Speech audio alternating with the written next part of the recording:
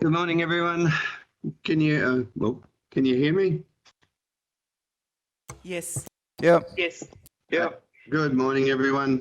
I've just been informed. The mayor is an apology this morning due to ill health, I believe. And the deputy mayor was planning to Teams in, but he's on his way into the meeting now through other personal circumstances. He was going to Teams in.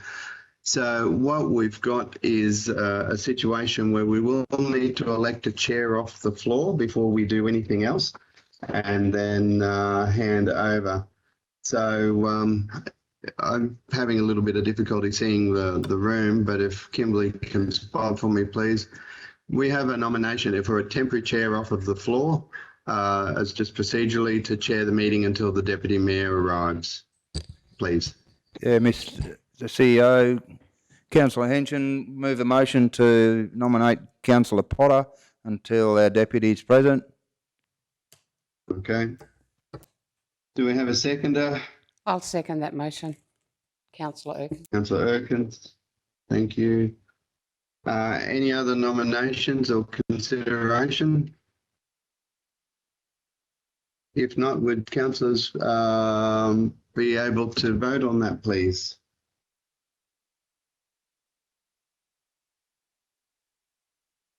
Yep, all good?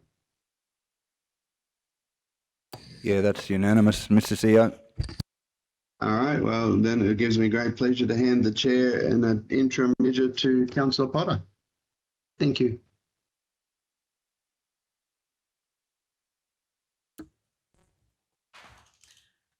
Thank you very much, CEO.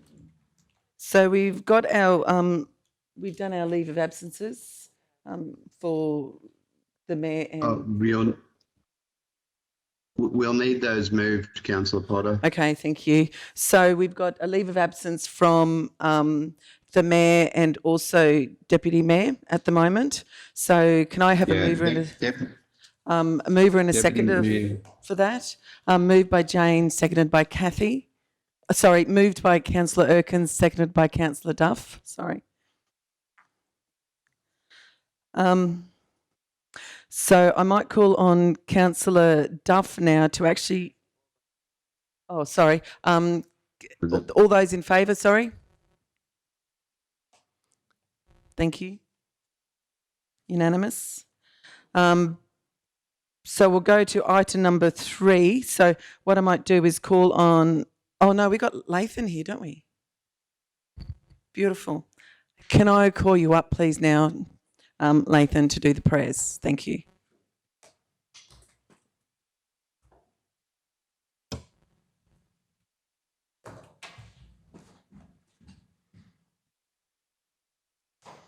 That's good to go. I don't need to press this. Good to go.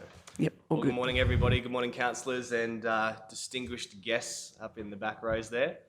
So good to be back to be able to open with prayer. Just quickly, I don't know if you've had a chance to watch the Rugby League World Cup, because I haven't. It's been at 4:30 every morning. But I have been watching the highlights. And there's one particular game that I found very, very interesting as I reviewed the highlights of that the other day. And that was the Jamaica versus New Zealand game. Now, Jamaica isn't really known for its rugby league credentials. They're more likely known for their track and field or bobsledding exploits. So they weren't going into this match as favourites at all. New Zealand were, favoured heavily and they were going to wipe the floor. And of course, when the game happened, that's exactly what happened. New Zealand won by a country mile. They actually won by 68-6. So we're getting to cricket score territory now. But you can imagine after a defeat like that, Jamaica probably could have been down. They could have been, head in the dirt. Look at what just happened to us. We're here at a World Cup and we just got defeated by that amount of points. But instead of being down, they were ecstatic. And in their post-match interviews, they were jumping around, swapping jerseys with the New Zealand players. They were stoked to actually have had the opportunity to actually play at that World Cup and represent their country. And when I reflect on that, I thought, how interesting is that for us to take away from that match, is that no matter what's happened, no matter whether it's highs or lows in life, we can be thankful that we have the actual opportunity to be able to stand in and represent. our town, our region, our council, and also the people that live in it. So my encouragement to all today is no matter what happens in life, we can always be thankful for the opportunity that life affords to us, no matter what that may be. And I just love to, just offer prayer as we open this meeting. Thank you. Heavenly Father, we want to just be mindful today that we can be so thankful for the opportunities that are afforded to us each and every day in our life. And Lord, it can be tempting to, when things go wrong, when things go right, to just brush over it all. But we thank you that no matter what it is, no matter what happens, we have the opportunity to be able to serve our community. And Lord, I just pray for everybody in this room as they make decisions that impact the lives of others today, as they look forward to planning and different items on the agenda. I just pray, Lord, that your spirit will be within us and upon this room, and may everything that's done in this room today be for your glory. In Jesus' name we ask. Amen. Amen. Thank you. Thank you.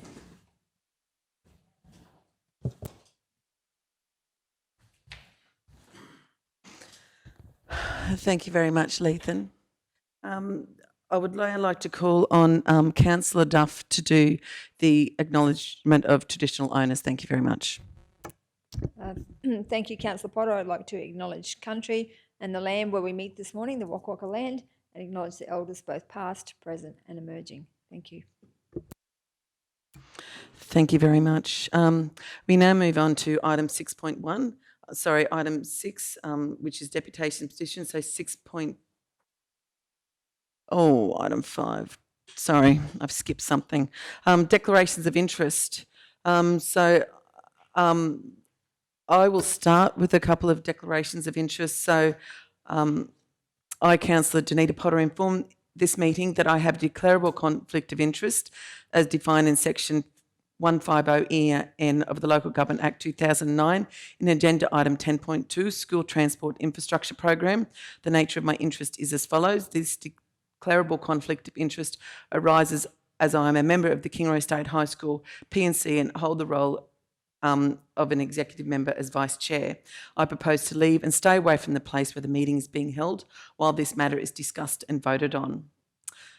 And my next one is I, Councillor Danita Potter, inform this meeting that I have a declarable conflict of interest as defined in section 150EN of the Local Government Act 2009 in agenda item 15.1. Council support for the 2022 RACQ Lifelight Gala. The nature of my interest is as follows. The declarable conflict of interest arises as I am one of the organisers for the event, and I propose to leave and stay away from the place where the meeting is being held while this matter is discussed and voted on. Do we have any other declarations of interest or conflicts of interest? Councillor Henson. Thank you, Acting Chair Potter. As noted in the Standing Committee, and Mr CEO, you might be able to correct or direct me here, in the Standing Committee in relation to 16.4, the rezoning of 1 to 5 Banksia Street. I have family in Banksia Street that I don't believe we have any conflict of interest, but just wanted to note it for the meeting today, as noted in the Standing Committee meeting some weeks ago. Thank you, Councillor Henson. That's not needed with anything else then, CEO Mark? That's just a note? Thanks, Acting Chair. Unless its circumstances are changed as a Standing Committee, it will be exactly the same. Thank you very much. Are there any other conflicts of interest or declarations of interest? Okay, no. Rightio, thank you very much for that. So now we will move on. Thank you very much, Kim, for pointing that out. Now we'll move on to item number 6.1, deputations and petitions, which we've got Jim Gleeson and Sarah Rowan regarding the proposed solar farm at Bowman Road, Toromeo. Did you want to come forward, please?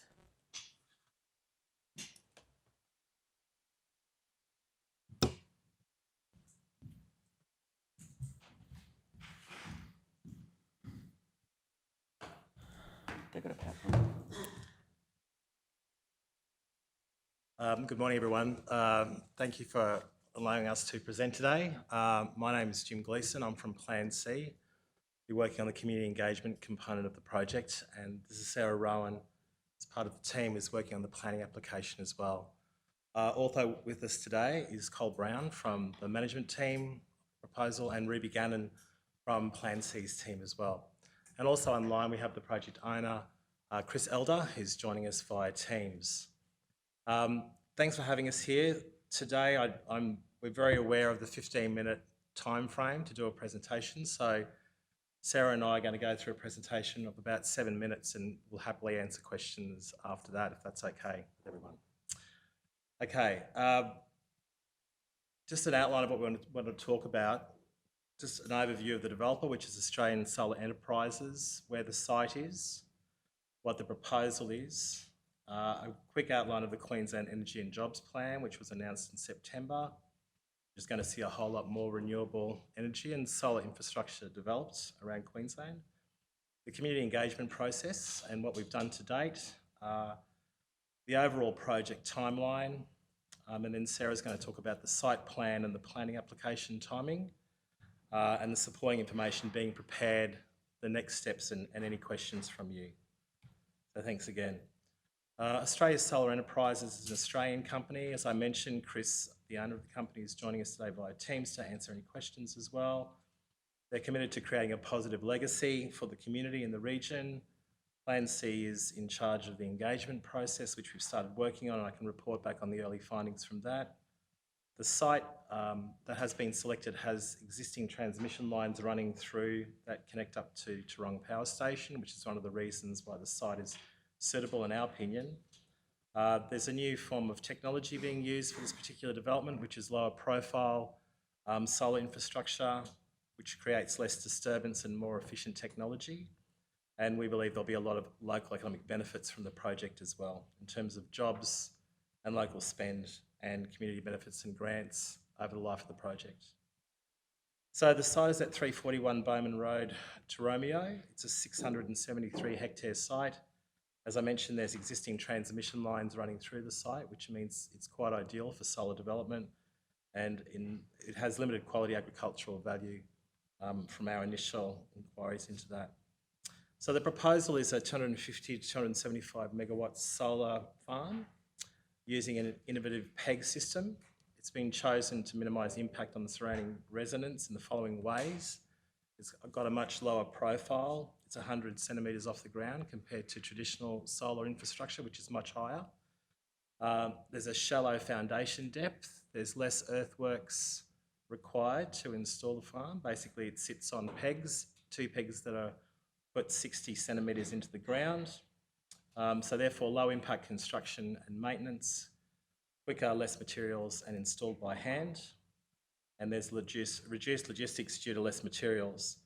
The design and the layout, which Sarah's going to talk about in more detail, is aiming to reduce visual impacts to neighbours through vegetated buffers. These will be planted as well. And in terms of local benefits, there are jobs, local spend and community benefits going through the life of the project. Without sort of quoting it from our initial estimates from the construction partner, we believe there'll be up to 80 construction jobs through the construction process over a couple of years. And I think it's up to 6 to 10 jobs ongoing over the life of the project moving forward. On this slide, you can actually see on the left-hand side, sorry, next one please, Kim. On the left-hand side, the Jerkin technology, which is what's being proposed for the site, next to the cricket bat. So that gives you an idea about how far off the ground it is. Next to a Toyota Hilux and a human being about my height. And at the other end of the slide is the technology being used in the Kingaroy. So it's much lower to the ground. In terms of noise, next slide, you can see that the solar inverters, which would be one of the elements of the development that will generate noise going forward, it's pretty low at 30 dB, and there's some comparable sounds next to that. The design's also going to ensure that any inverters or noise generating infrastructure will be moved as far away from neighbouring residents as possible, just to reduce any potential impact or harm. The next slide really quickly just talks about the construction methodology. It's a cross-section. As you can see, the panels are basically sitting on pegs that are inserted 60 centimetres into the ground. There's no need for any concrete footings or extensive earthworks to install the farm and get it going. And the next view is sort of a longer view of the solar array and what you might expect to see. While it's close to the ground, it sort of does resemble a body of water as well. Just really quickly, the Queensland Energy and Jobs Plan, which I'm sure you're familiar with, there's a new renewable energy target of 70% by 2032 and 80% by 2035. In addition to all the other things that are happening, there's probably going to be the decommissioning of Toorong Power Station into a green energy hub as well. So we imagine within this region, there'll be a lot more solar and wind development. And I believe the state government has also announced another major wind project in your region as well. So we can expect that a lot more of this development is going to be happening. I think we just have to make sure we do it the right way, we keep the community informed, and we communicate well with council and other stakeholders. So in terms of community engagement, we've got a genuine desire to work with council, local businesses, neighbours, stakeholders, and other stakeholders, including First Nations people. We're acknowledging we've got a duty of care in that respect, and we've started the necessary studies and work to actually work with groups in terms of cultural heritage. Preliminary engagement, we've developed a letter and an information sheet, which we've handed out to all the neighbouring properties to the site. We've also provided information to local businesses in the main street, and we've emailed local businesses as well. So to date, around 115, I think, letters and emails have been issued to people. Really to do some preliminary engagement, which is the stage we're at now, which is really to find out what people's issues, concerns, questions may be, so that when we design the engagement process proper, which will coincide with the planning application process, we can be set up to answer any questions people may have. So the future engagement that will happen probably next year will be open days and demonstration setups in terms of what it actually looks like, so you can touch and feel it. Community drop-in sessions, workshops, and further councillor presentations if you'd like them. Plan C will be the available point of contact throughout the process as well. And that's put out there to anyone and through the website that people can contact us anytime if they've got any questions. So the questions we've asked so far are, what local benefits would you like to see? What's the best way for us to connect with you so we can keep you up to date, keep you informed as the project progresses? Have you got any questions or concerns about the proposal? And do you wish to be kept informed as well? So we are interested in being open and transparent, keeping people in the loop and being available to answer questions where necessary. In terms of project timeline, you can see that we're currently at the preliminary community engagement phase. And we have some feedback to date, and Ruby and I have some further meetings today in Blackbutt with some local stakeholders as well. Following that, there'll be more in-depth community engagement aligned to the planning application. Overall, we're hoping there'll be a planning decision Q1 of next year, with construction taking place in 2024 and operations from 2025 as a broad timeline at this point. In terms of engagement to date, there was 112 letters and emails issued. We've only had 6 online survey responses to date from people and 5 phone calls. So there hasn't been a huge community response one way or the other to date, but it's very early days at this stage. These are the groups that we've issued letters to. You can see people along adjoining the property directly that might be able to view into it. So all of those rural residential property owners have received a letter. Not a lot of them have mailboxes. Some of them get information sent through via the post, through post office boxes. And I think we've had about 11 returns, but we've tried our darndest to get the information out there to the people in the blue to date, and also people along the Bowman Road there as well as local businesses. Some of the issues that people have raised today include dust. Is dust going to be generated? Are there going to be changes to water flow? Impacts to rural amenity, obviously views and outlook, noise, increased traffic surrounding the site, and distance from neighbouring houses. So we're endeavouring to respond to any of those queries and questions that people have. And obviously that's part of the engagement process, is to feedback. So really just to let you know that we have started engagement, and we appreciate the opportunity to present to you today so you can hear what we're doing and answer any questions from council and team. So that's basically where we're at, and I might hand over to Sarah now to talk about the development application. Thanks, Jim. And thanks everyone for having us here today. So in terms of the planning aspect, I just wanted to quickly run through how we've designed the solar farm. So I think it's on the next slide is the projects plan. Or the next one after that, sorry. So this is the concept plan that we're working with at the moment. It covers about 59% of the overall site and it's shaded in green. Those areas are what we're calling development envelopes, so they will be filled with solar panels and there'll be access tracks around each block, which are about 20 by 30 metres. The design has been informed by setbacks to property boundaries, which at the moment we're proposing 15 metres, and the waterway corridors are 20 metres either side of the centre line, of the mapped centre line at the moment. We're going to use ideally the existing access from Bowman Road to the south of the site. And currently we've got, the setbacks to the property boundaries will be vegetated, and we're working with the local nursery to define exactly what species, and Jim and Ruby will be working with the local landowners, asking what they actually want to see in that area. But obviously it will be native. So the site is obviously quite good because it's generally quite cleared. The slope isn't terrible. It's quite workable.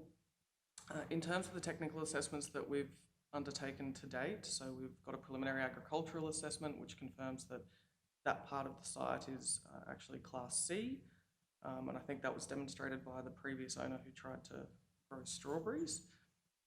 We've got, thank you, and we've done the engineering, so they'll deal with the stormwater management plan and the traffic management plan in terms of design for physical access both to the site and within the site.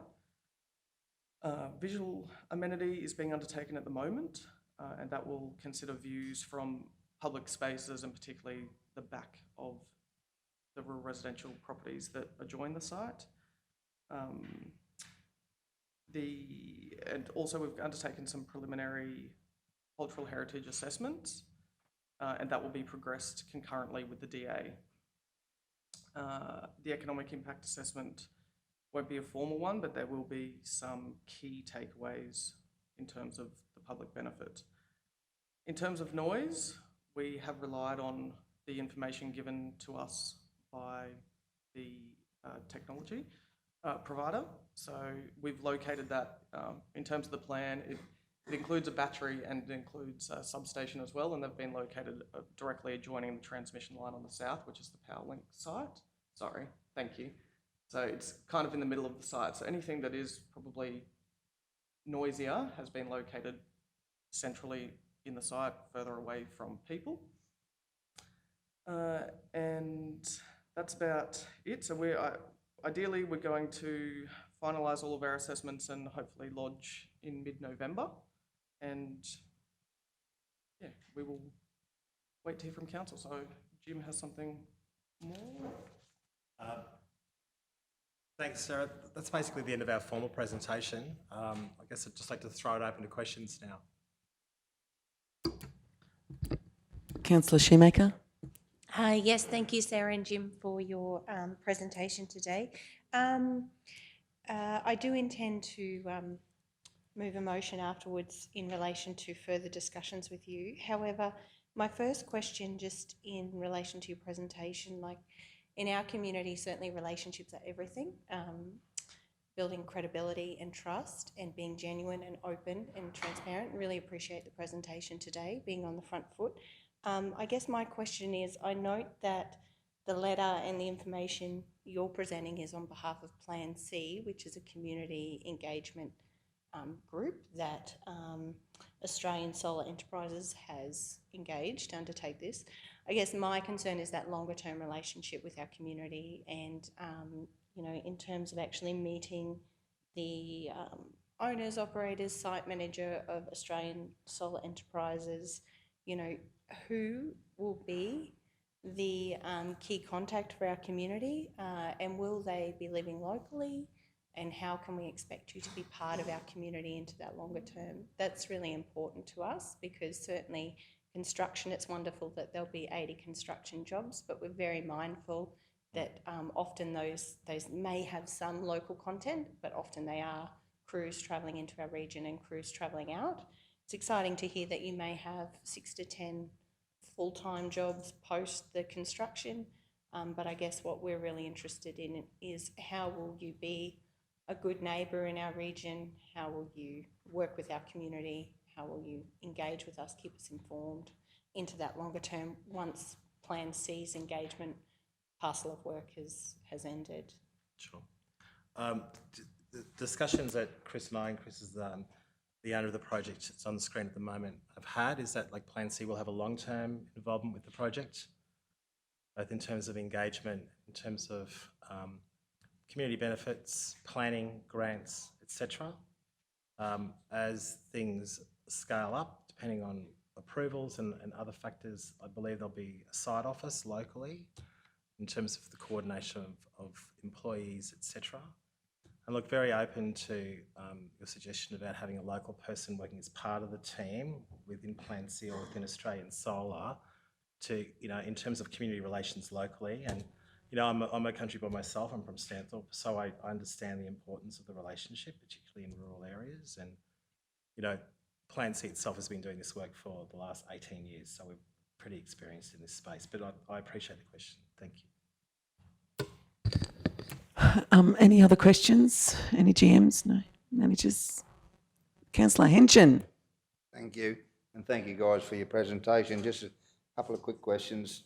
50% of the property is going to be supposedly designed for solar panels. What happens to the other 50%? Because previously the previous owners had developed that property, cleared it with intentions to put a strawberry farm that was some fairly impressive figures, and I'm not sure if we remember, councillors in the chamber, those figures came across here some 2 years ago with the strawberry farm. So what happens to the other 50% of the property? Well, the balance 50% at this time will be left. It is quite hilly, but Chris, I'm not sure if he has plans to keep cattle on that section or whether I'll let Chris answer that question. Sorry, yeah, I couldn't quite hear, but yeah, our intention is to maintain it as a rural property. We would run cattle on there and look at maybe some micro cropping on the flatter spaces, and certainly keep it as a rural property with the homestead on it. Okay, thank you. Rightio, well, we're probably at time now. So thank you very much for coming and presenting to us, and thank you for answering those questions, and we look forward to further communication with you guys. So thank you very much. Thank you. Thanks, everyone. And please, after this session or any time, please get in contact with us if you've got any other questions, and happy to chat any time. So Thank you. appreciate it. Thanks, everyone.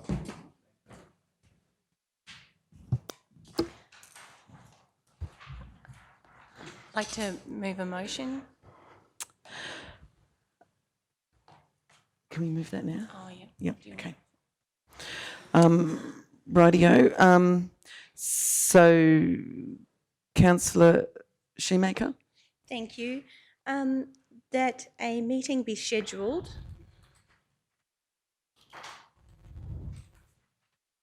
with Plan C and Australian Solar Enterprises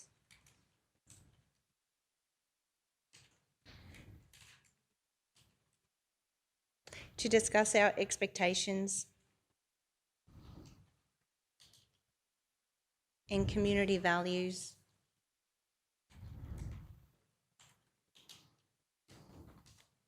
when working in and engaging with our community over the short, medium and long term of the proposed solar project.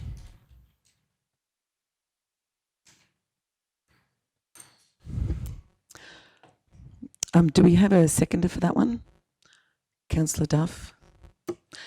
Did you want to speak to the motion, Councillor Shoemaker, first, and then we'll go to Councillor Duff?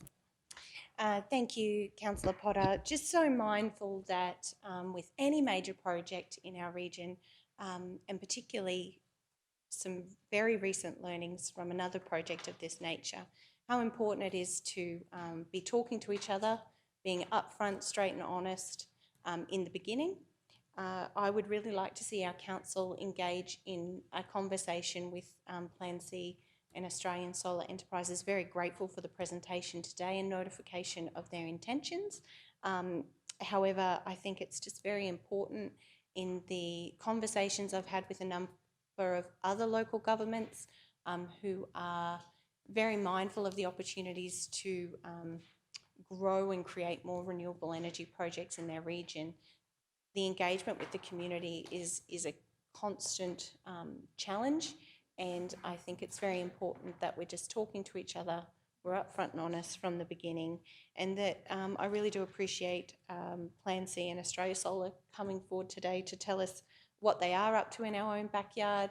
However, I just think it would be very important for our council to sit down together and have a more in-depth conversation about their proposed project. Thank you very much. I couldn't agree more. Councillor Duff. Thank you, Acting Chair Potter. Yeah, just wanting to support the recommendation or the motion, but I just also wanted to have a timeline around that because things can go on and on, and unless we put a timeline there, that could take months. So just wanting to, if we can add a timeline, so just be guided by the chamber, what's the timeline, or Councillor Shoemaker? Yes, happy to, Councillor Duff. Perhaps we can put that a meeting be scheduled in November.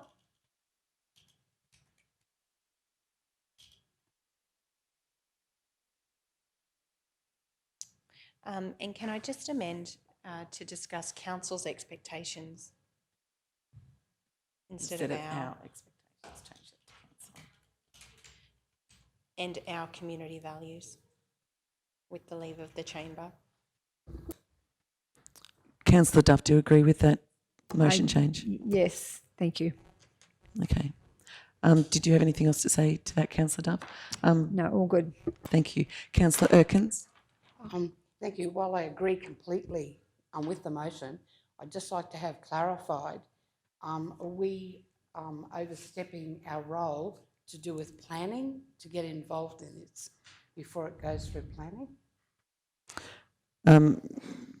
That's a good question. We might have to hand that over to CEO Mark or Manager Leanne.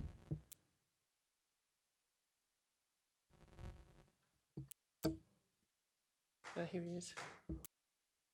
Scott. Councillor Potter, I just can't see the room. My apologies, but I'm happy just for my understanding, if there's any corrections from the planning team, is the councillor's resolution is just to engage early and discuss about the particularly, there's a best practice for solar farms, which isn't legislated, but it's already out there. There's some good documentation. And I read the intent of the resolution, and as I said, happy to be corrected, is that it's in that early engagement, and that early engagement is vital to assess these projects run really well for both council, community and the proponent. Thank you. So you're saying that basically we're right doing with this motion, we're okay. We haven't overstepped any boundaries. Yeah, and I'm sure that absolutely certain it's not a motion to, again, without putting words into the mover, but it's not a motion that reads to me like we're trying to approve or not approve or get into the more technical side. It's certainly early engagement. We welcome early engagement with other proponents like this. Yeah, I would be comfortable with the resolution very much. Thank you, CEO Mark. If there's no further questions, we'll put this one to the vote. Those in favour? Unanimous? None against. Beautiful. Thank you very much. Motion has been moved. The next on the agenda, now that we've gone out, so confirmation of the previous minutes. So 7.1, minutes of the council meeting held on the 28th of September 2022. So 7.1, can we have a mover? Councillor Henshin, seconder Councillor Duff. Any comments? Oh no, we don't comment on this one, do we? Those in favour? All in favour, thank you. No one against. Okay, we'll go next to the minutes, 7.2, minutes of the Corporate Risk and Audit Advisory Committee meeting held on the 6th of October 2022. Can we have a mover for Councillor Duff? Thank you very much. Can we have a seconder for that motion? Councillor Anshin. Thank you. All those in favour? Thank you. All agreed? No one against. Thank you. Okay, the next one is item number 8, business outstanding. 8.1, business outstanding table for ordinary council meeting. Can we have a mover for this one? And then Councillor Duff, thank you very much. Do we have a seconder? Councillor Shoemaker, thank you. Questions? Councillor Duff. Thank you. Through you, Acting Chair Potter, just wanting to ask the questions about on page 60, the sale of Jellicoe Street in Proston. What's happening with that one?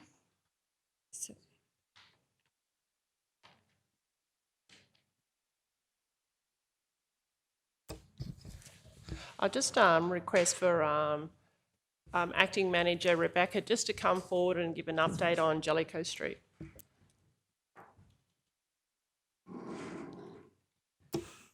Thank you, through you, Chair.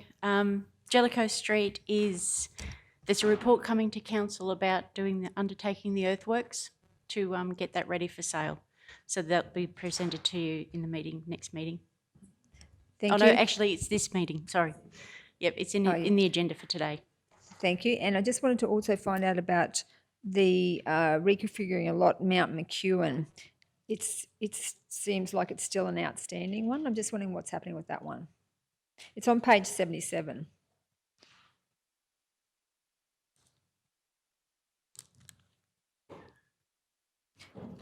It just says that the council approved the development permit for reconfiguring a lot at Mount McEwen Road, Mount McEwen, and the applicant was Bruce and Andrea Anning. And it seems like I just wondered why it hasn't been progressed. Yeah, I'll have to take that on notice and we'll check with our planning department and come back to council on that. Thank you. Through you, Acting Chair, just wanting to also know about the toilet tender for Wandai and Mergen. That's an outstanding one as well. Just what happened with that one? Certainly. We're actually just progressing in trying to work through the costings to determine whether or not it's something that we could actually do in-house ourselves. So we're just going through that costing on hire a vehicle, purchasing of specialised cleaning equipment, and just factoring all of those costs in, and then look at whether or not it's actually better for us to do it in-house. Also looking at penalty rates and what's required to pay people under the award of a cleaning award under local government. So yeah, it's just taking some time to investigate that, but a report will be brought back to council. We have got temporary cleaners in place that are carrying out that cleaning at the moment. So we're pretty satisfied that the cleaning is still occurring, and we're flexible with the current contractor to make changes as different events and activities occur throughout the region. So we'll just bring a report back to council, and council can consider whether or not it's more feasible to do it in-house, or whether or not we maintain and go to a contractor. Yes, through you, Acting Chair, I have to say that I haven't had any complaints at all at this last period. So whatever you're doing is working. And just the final one is this is to the CEO, Mark, if he's online again.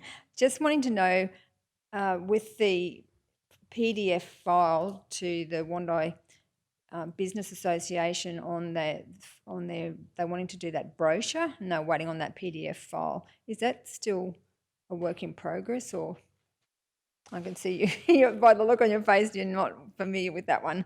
Yeah, that's sorry. Yeah. Oh, sorry, Councillor. I'm just trying to make sure I've got enough bandwidth. So hence my apologies to the room. I drop out when they're not directly directed at me. The OneNote PDF, the brochure, yeah, we talked about that.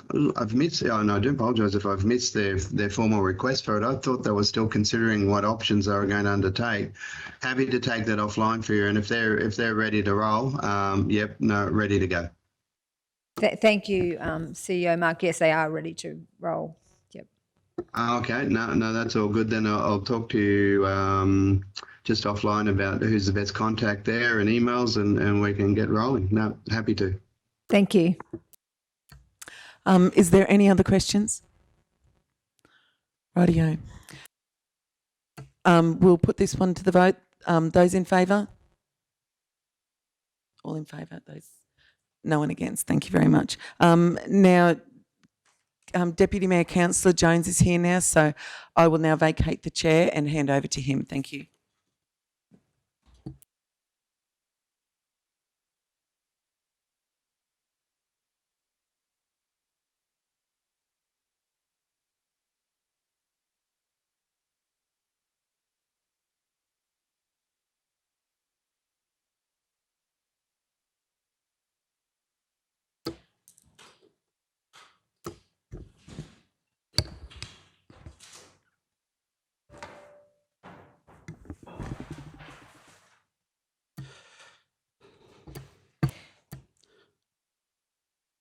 Morning, everybody. Sorry for the inconvenience this morning. We'll continue on now. We're up to agenda item 9, notices of motion. 9.1, notice of motion, report on the breakdown of expenditure by division and category of percentage of total general revenue.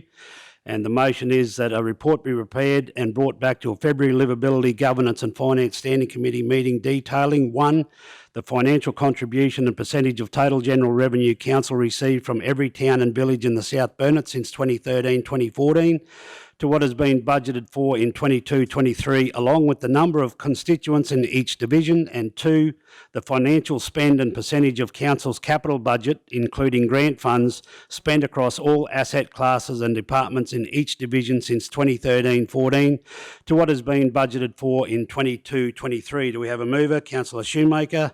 Seconder, Councillor Erkins. Councillor Shoemaker, speak to the motion.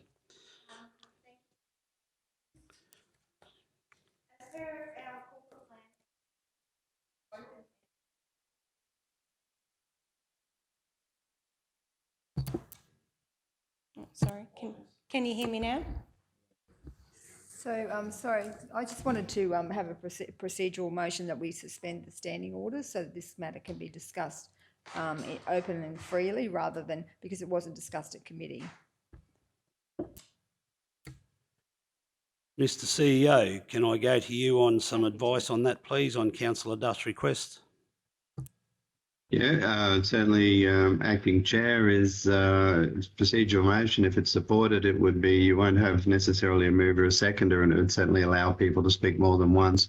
So if it's the meeting's will to suspend standing orders, I would suggest if you do, you give it a set period of time, then you come back into a formal process as you've made the call that the recommendation or the notice is moved and seconded. So from here, Mr CEO, the procedural motion that Councillor Duff has proposed, we just go straight to conversation or vote. Yeah, you would go straight to vote. So procedural motion would be with Council, I haven't written it down, but standing orders be suspended on item 9.1 for half hour, 15 minutes, whatever the meeting feels. It wouldn't be as a procedural motion, it would go straight to the vote. So you will just vote on it and then make a decision onto whether you support the procedural motion. And if you do, well, you have a set period of time, then you resume standing orders. If you don't, debate goes on. Thank you. So Councillor Duff, do you want to help Kimberly get your procedural motion correct, please? That we suspend standing orders on item 9.1 for 30 minutes. Does everyone think 30 minutes is good? And because it wasn't discussed at a committee meeting.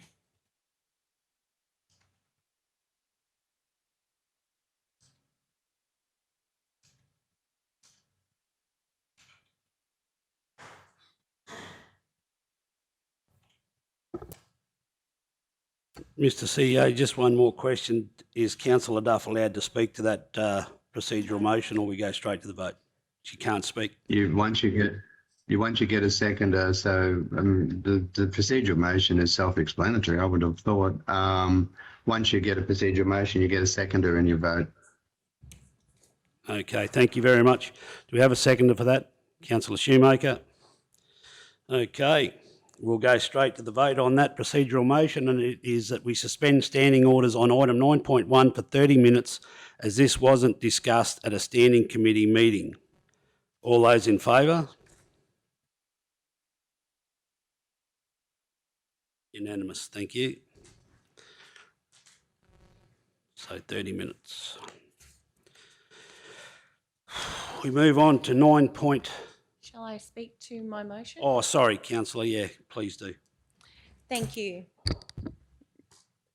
As per Council's corporate plan, our council is committed to open and transparent decision making. Opening up our chamber, being accountable to our community and being transparent in our decision making builds credibility of our council and trust with the community that we each serve.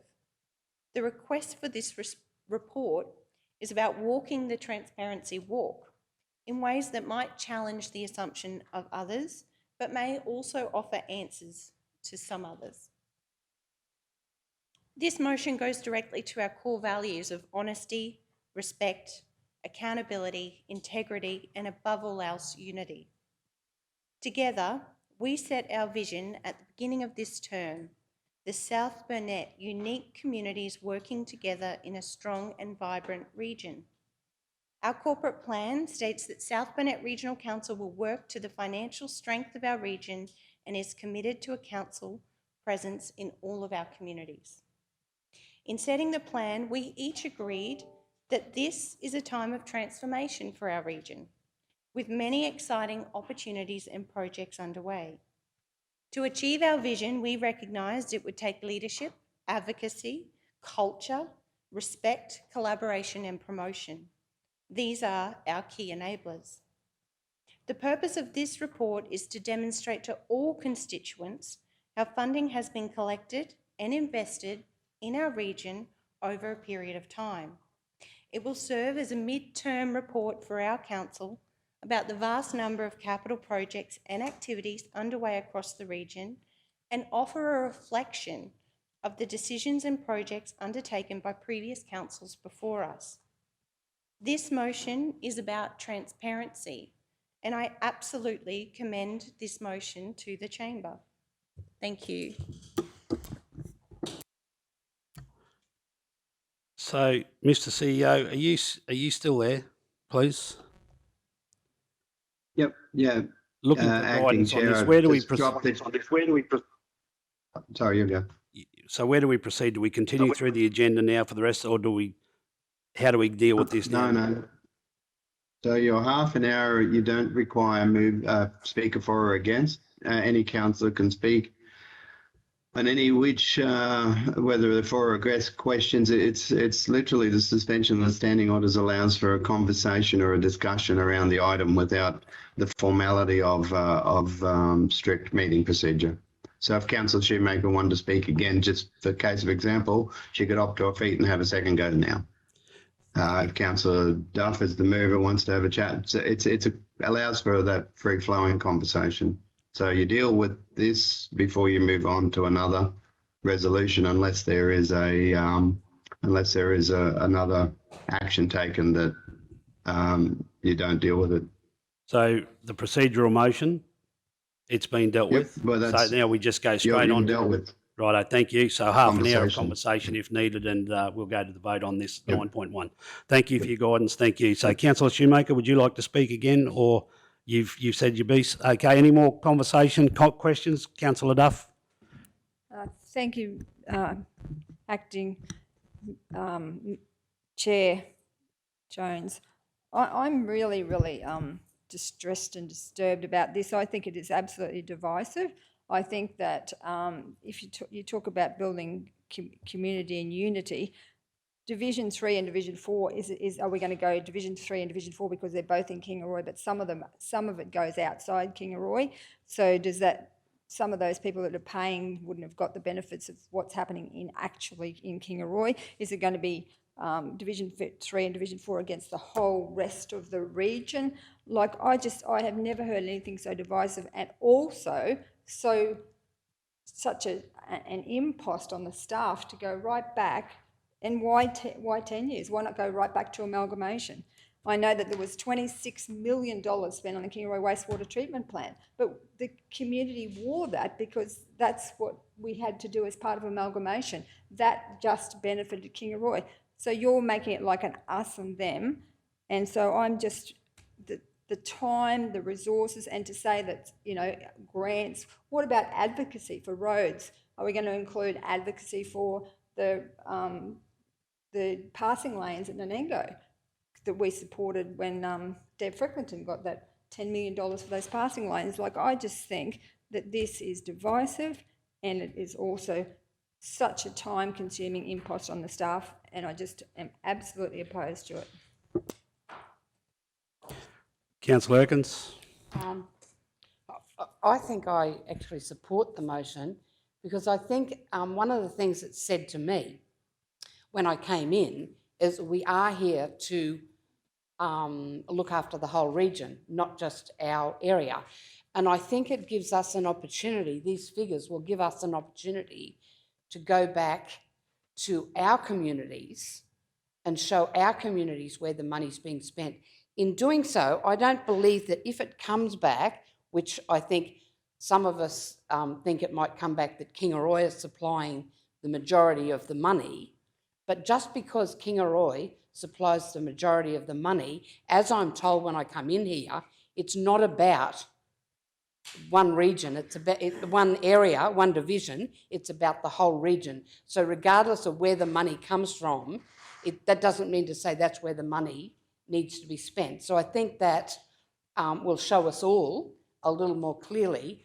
But I do believe, although I know I speak passionately at times for my division, but I also believe that I'm a great supporter of projects where they need to be done. You know, and I also, so just because the money comes from one division, it doesn't mean to say that that's the most important area for a project to be done. But I think it will educate us all into, especially me who haven't been here that long, where the money's coming from, where the money's being spent.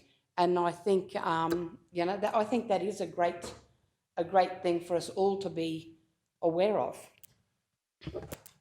Yeah, thanks, Councillor. I'll come back to you, Councillor Shoemaker, and let you have the opportunity to wrap up. Councillor Potter. Yeah, thank you. I actually agree with Councillor Erkins. This would be an interesting numbers when they come back, and I think that we all need to have a look at them and use it for ourselves to understand exactly what's being spent and where it's being spent. And I think that when we get figures and understand on spending, I think that can only benefit us in doing our jobs better. Thank you. Thank you, Councillor. Councillor Henson. Thank you, Acting Chair Jones. Yeah, commend Councillor Shoemaker on this, and thank you, Councillor Erkins. This is a great piece of work being done by the staff, and I believe it's not creating division. It will show the general public just exactly what's been happening within this council and within this region, and it will also be a tool to not what work's been done previously and where the money's been spent, but where the money's going to be, and as Councillor Erkins has alluded to, where it's going to be and needed to be spent in the next 4 years. We have a 5, a 10 and a 20-year plan, and that will be brought forward with the likes of this being tabled. I think there's some wonderful figures there of just what's been shown in this council and in this region, of what's been done, what's been worked on and what's being worked on in the future. So again, Councillor Shoemaker, I commend you for bringing this forward, and Councillor Erkins and Potter for the support. I think it's a great document. I don't think it's going to create division. It's something the general public needs to see, and it needs to be a proper response, and perhaps our media team can get onto this in time and promote that, not just on this certain occasion, but down the track as we move forward as a council, and not just in our term, but it would be great to see this continue. Not sure why it hasn't been done probably collectively over the last, we're going back to 2013, is that correct? This will be extremely interesting, and especially we'll be able to see the expenses and what has happened with just that, what it's cost council and our ratepayers to get these projects over the line. If it cost us $2 million several years ago, it's going to cost us $10 million in 5 years' time. So I think it's a great document and fully commend it, and we'll be supporting it. Thank you. Thanks, Councillor Henson. Councillor Erkins, couple of minutes for the second go if you want to. Don't forget, we've suspended standing orders so we get a chance. That's what to I'm discuss. yeah, but we'll keep it to a minimum. Just We'll be here for an hour. So, yep, your go. Away you go. In saying that I am supporting the motion, I don't want, especially Councillor Duff, to think that I see it as a splitting our community. I think we'll all be surprised at where money has been spent on different things, and I just want to make sure that that's understood, that just because we see that money is coming from somewhere doesn't mean that that's where the money needs to be spent. Councillor Duff. Just wanted to clarify what Councillor Henson's indicating, that the document's already been done. The document has got to be done, and the cost to the staff to go back 10 years and look at all of the stuff that has been advocated for, the stuff that's been the grants, the stuff that it's just to me it's a minefield, and the cost to our organisation to go through and try and document it all. That's what I'm concerned about, as well as the fact that it's divisive. Councillor Henson, and then we'll go to Councillor Shoemaker. Wasn't suggesting that at all, and I would suggest that our staff, and correct me if I'm wrong, this would all be on spreadsheets for over the previous years as what's been tabled in front of us today. So I would think that it's the cost, and I understand there would be a cost. This council is forever asking our staff to go back and do multiple things, which is at a cost to our ratepayer. I think this is an extremely beneficial document. And I think, correct me if I'm wrong, as I said, spreadsheets would go back to that stage. We've just seen here in front of us, each division tabled there with what's been going on over the past couple of years there. Is that correct? We've got 2016-17 through to 19-20 just in front of us. So I'd suggest that mightn't be so difficult. Correct me if I'm wrong. Thank you. Would any senior staff like to General Manager Meehan? Yeah, through the chair. In relation to this one, council, we would go through the capitalisation records. So basically, it would take time, like any task that we get. Some are short, some are long. We would only use capitalised work, so we'd use actuals. So and it would only be for council work, is my understanding. So it would be exclusive of TMR and those things. So we would actually go through from 2013. We'd pull the capitalisation record and we just allocate that project by division. So it would take some time, but at the end of the day, if we do what council asks us to do, that's what our role is. Just a question then through you to you, General Manager. So when you say the capital projects, the report will come back and give us all the information on where the ratepayer money has been spent. Basically, that'll be what we're trying to achieve, the revenue that's raised. Or you're looking for everything? No, so through you, Deputy Mayor. So what we would do is we would use the total council value. So I'll use KTP for example. We would split KTP out in the water and wastewater, and we would use the ratepayer money plus the BBRF. So that means you'll pick up the Works for Queensland. I think that's my intent of when I've read the notice. So we would go through each council project and we would just split it by division exactly as been done there. Off the capitalisation records, but we would break them into categories. Just might add, so we would have. I think the intention is that you would have Leanne's team's projects there, so as well. So we would break them into each of the major groups essentially. Thank you. Exactly the clarification I was looking for. Thank you very much. Okay, so before we go to Councillor Shoemaker, General Manager Jarvis. Thank you. Through you, Mr Deputy Mayor. I just want to clarify that report there that's in the agenda there that Councillor Henson referred to. This report, as per the rationale there came, Councillor Shoemaker requested this from infrastructure prior to her running for council. So this actually is the report that was provided by infrastructure to Councillor Shoemaker. It's not the report that you're requesting. So I just want to clarify that. That's where that information has come from. Okay, Councillor. Can I just Yeah, clarify? yep. So we're actually going to get back the money that's spent with grants and ratepayer, all the money that comes in and where it goes for what division. Thank you. Yeah, through the chair, that's my understanding of your resolution. We wouldn't be able to split them out anyway, I don't think, because it'll be the capital record. So if you've got a project that's part funded by council and BBRF, we'll just pick up the full $3 million and that's what it'll be. We won't be looking to identify funding sources of that. We'll just use purely capital records of what's being used. That would, if I go into funding sources, that will be problematic and timely. Thank you. So before we go to Councillor Shoemaker to wrap up and have the closing comments, any more comments from the floor on any other councillors? Everyone's happy with their questions, information put forward? Yes, Mr. CEO. Acting Chair.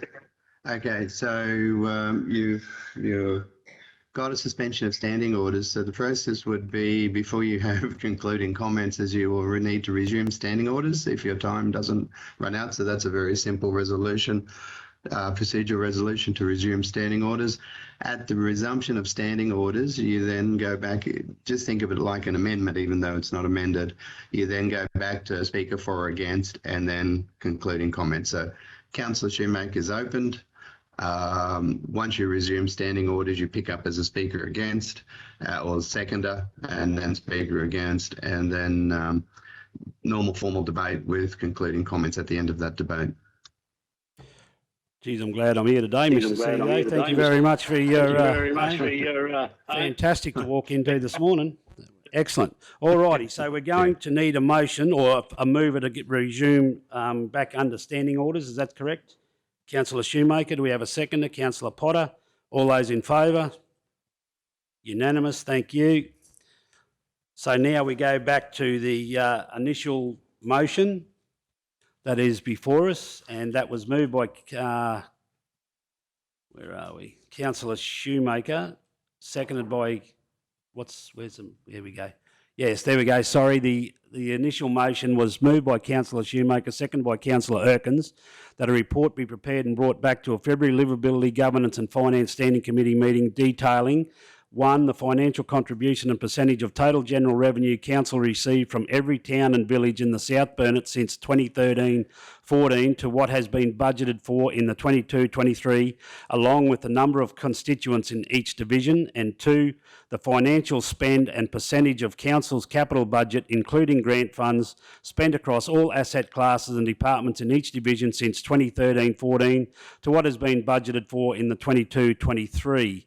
Okay, we'll go back to the floor now. Councillor Shoemaker, do you want to have any more? Do you want to go to opposing? Is there any other comments? Councillor Duff, do you want to continue talking? Thank you. I just wanted to say again that I am not happy with this. I think it's divisive. I think it just, if you go division, are you going to count Division 3 and Division 4 and put it together, or you separate them out? I just think it is just so wrong. It's against the everything that we stand for. We've been trying to get everyone to work together. I'm thinking that, the figures in maybe even Division 3, for example, say Division 4 in Kingaroy, Division 3 probably got way more stuff, and Division 4 probably benefited from it, and then there's people outside Division 4 wouldn't have benefited. So where's this going to land? I just am really concerned about the whole process, the time, what it would cost our council to do it, and just the whole attitude of this council to even suggest this happening. So absolutely opposed to it.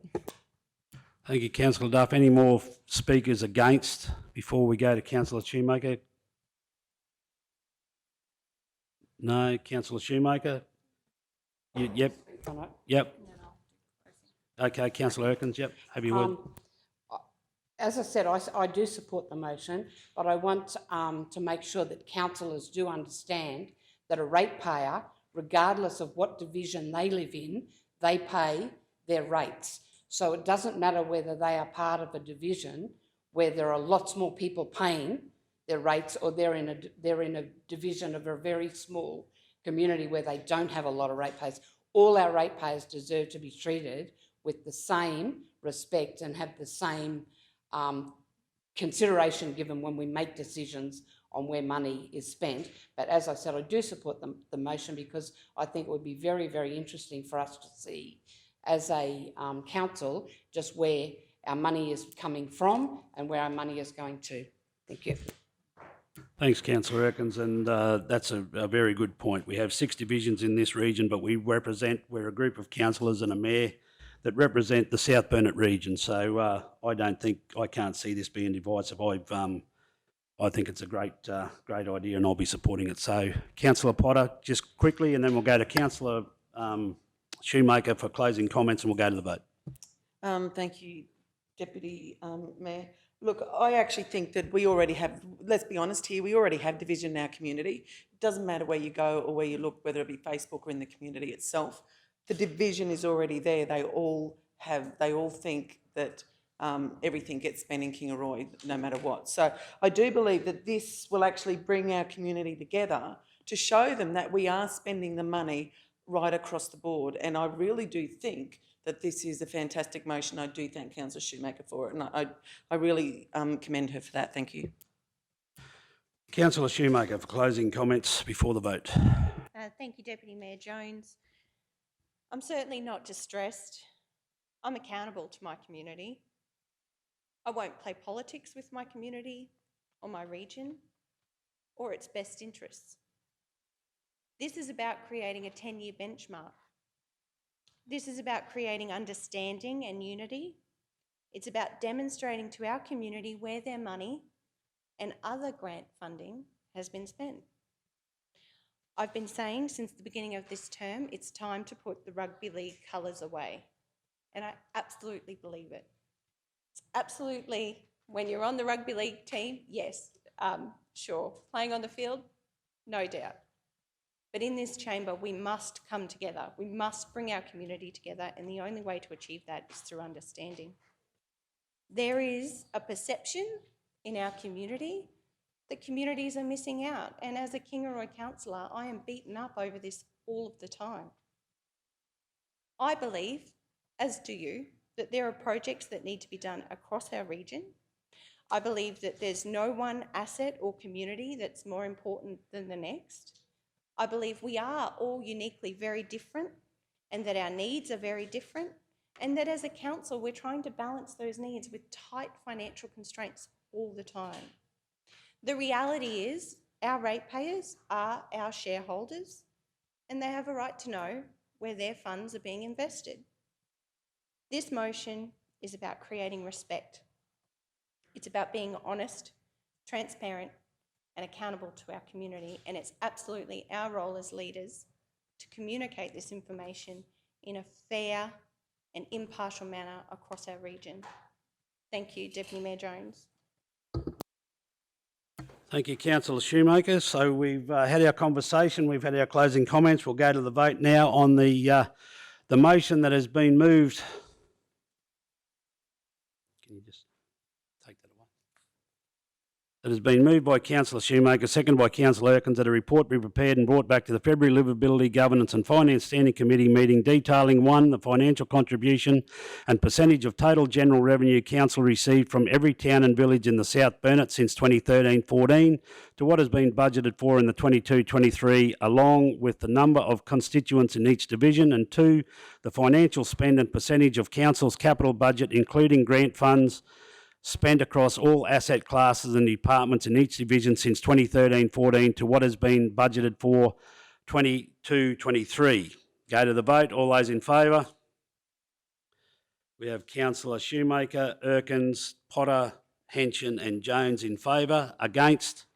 Councillor Duff. The motion is carried 5 votes to 1. Thank you. Now we have a ceremony to do at 10:30, so we'll continue on. We'll try and get 1 or 2 through quickly if we can.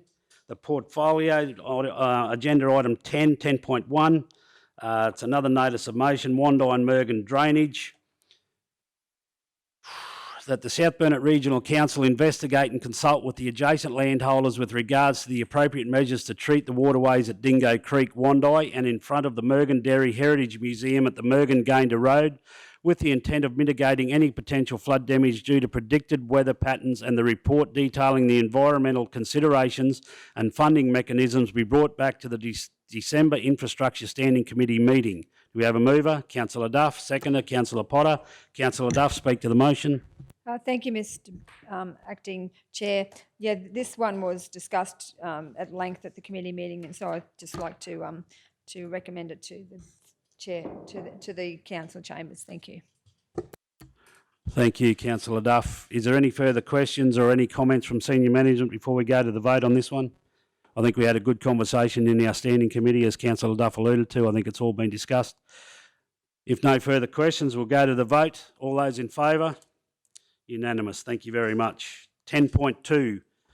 Note that Councillor Potter has got a declarable interest or perceived interest there. She's leaving the room. 10.2, School Transport Infrastructure Program. And there's a bit of a conversation up there. The officer's recommendation that the South Burnett Regional Council submit funding applications for the following sites near schools. 1, Mergen School Crossing upgrades. 2, St Mary's Catholic College footpath. 3, Mergen State High School parking upgrades. 4, Mergen State High School footpath. 5, Markle Street bus interchange, Kingaroy. And 6, William Toomey Avoca Street intersection and parking upgrades. And that the above projects also be considered for LRCI funding. Do we have a mover? Councillor Duff. Seconder, Councillor Shoemaker. Any comments? Councillor Duff, speak. Thank you, Acting Chair. Yes, I support the 6 recommendations, but I just wanted, and I actually added this at the Standing Committee meeting, that we consider them also for LRCI funding, because they won't all get up. And my concern is that the ones that miss out will be take just way too long before they get into any sort of budget. So I just wanted them to be considered for the LRCI. So that's the purpose of adding that bottom addition to the recommendation. Thank you. Councillor Shoemaker. Yes, I absolutely agree. It's wonderful to see we've got a long list of really great projects that we know would make a big difference around school traffic movements and pedestrians across the South Burnett.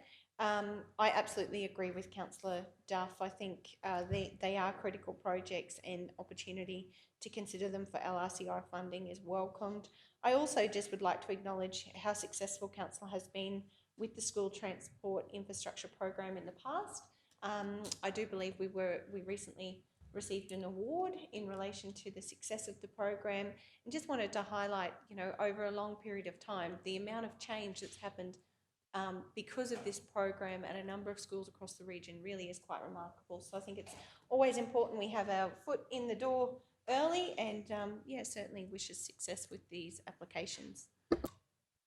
Yeah, well said, Councillor Shoemaker. And I just want to acknowledge our design engineer down the back, James Darcy, that I do a fair bit of work with, and he does a lot of work through the TAC that I chair, and he's been a major contributing factor to why we've been so successful with that STIP funding. So, James, congratulations and keep up the good work, mate. And I just want to make note that the LRCI funding, the list is continually growing, so it's whether or not it makes that list. So, Councillor Duff, closing comments. You're right. No, thanks. Just commend the motion. Thank you. Okay, we'll go straight to the vote. All those in favour? Unanimous. Thank you. Can you bring Councillor Potter back in, please, Leanne? Thank you. We may have time for one more. 10.3, alfresco dining. The officer's recommendation is that the South Burnett Regional Council, 1, delegate to the Chief Executive Officer to negotiate agreements with the proponents of the Club Hotel Kingaroy and the Commercial Hotel Kingaroy for the occupancy of the adjacent alfresco structures with an annual fee of $500, and 2, call for expressions of interest from adjacent hospitality businesses for the occupancy of the 4 alfresco structures in Kingaroy Street for a period of 2 years or otherwise nominated with an annual fee of $250 to be implemented upon uptake of the second year option. Do we have a mover? Councillor Shoemaker, seconder. Councillor Henson. So I wanted to move an alternate motion, so I don't know whether that's an amendment or I wanted to move another motion, so it'd be guided by you, Yep, Acting that would Chair. be an amendment to the motion, Mr CEO. Councillor Duff wants to move. Yeah, yep, it's been moved. If you've called moved and seconded, it will be an amendment, Chair. Councillor Duff, your amendment. I've sent this through to Kim, so that the proposed negotiations for leasing out the alfresco dining areas be put on hold until such time as a proper community consultation process has been undertaken, including direct consultation with all Kingaroy CBD business owners and opportunities for feedback from the broader community. And 2, the outcomes from the consultation and feedback is then used to inform council's decision making on future use and management of the alfresco dining areas.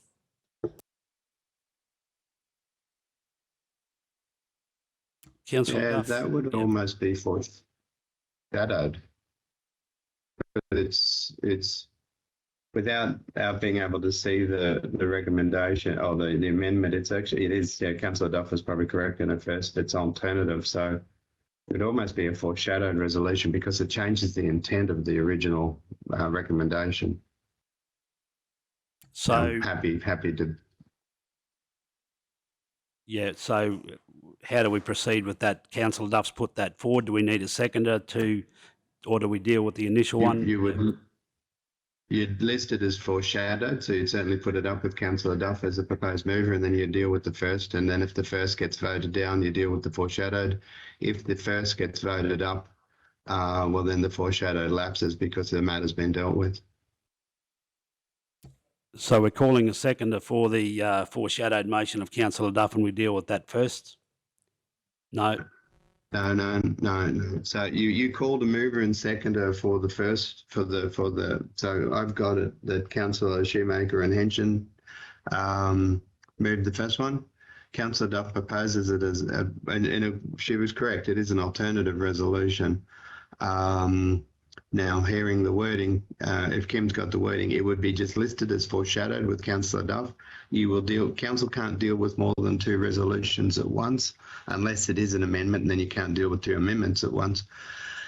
So you deal with the first one, which is moved by the 2 councillors. If that gets voted up, that's the matter dealt with. The foreshadowed stays in the minutes as a foreshadowed, but it lapses because the original resolution has been dealt with. If the original resolution gets voted down, then you deal with the foreshadowed resolution. Thank you, Mr CEO. I've been out of bed since 6 o'clock this morning and I'm still in a spin right now and it's 10:30, so we'll get there shortly. Just bear with us. All righty, so we're dealing with the motion that has been put forward by Councillor Shoemaker, seconded by Councillor Henson, that South Burnett Regional Council delegate to the Chief Executive Officer to negotiate agreements with the proponents of the Club Hotel Kingaroy and the Commercial Hotel Kingaroy for the occupancy of the adjacent alfresco structures with an annual fee of $500. And 2, call for expressions of interest from adjacent hospitality businesses for the occupancy of the 4 alfresco structures in Kingaroy Street for a period of 2 years or otherwise nominated with an annual fee of $250 to be implemented upon uptake of the second year option. We will now go to Councillor Shoemaker, if you want to speak to that. Yes. Thank you, Deputy Mayor Jones. Certainly I see the expression of interest process is an opportunity for further consultation to be undertaken in the street. I know certainly in the time that you spend in the CBD, a number of businesses are very excited about those shelters and the opportunity for cafe culture, and I think in the lead up to Christmas, I think it's probably more important than ever to try to really activate that space. I know a number of retailers are really struggling in the street, and I think if you can offer a nice place where you can sit out in the shade and have a coffee or a meal, you may be more likely to go and spend money in one of those local businesses, which I think has always been our vision for the transformation project. I know during the conversation we had at the October Standing Committee meeting, we did talk about the fee, and Councillor Erkins did raise some very good points around, you know, setting that fee and at what point should we set that fee. I'm quite comfortable with the fees how they currently sit, noting that the expression of interest will be an opportunity for us to have further conversations, and noting that coming into our budget period as well, we always have an opportunity to review all fees and charges. I just think we've been waiting for 2 years for the completion of the Kingaroy Transformation Project. This really is the icing on the cake to start to really use the spaces.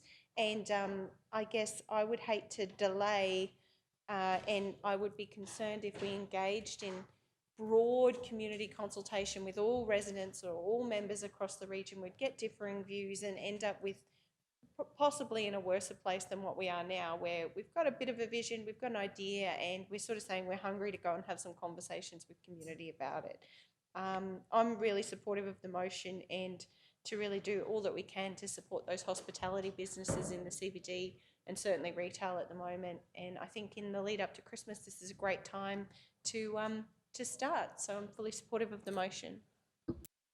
Thank you. Any further questions? Councillor Erkins.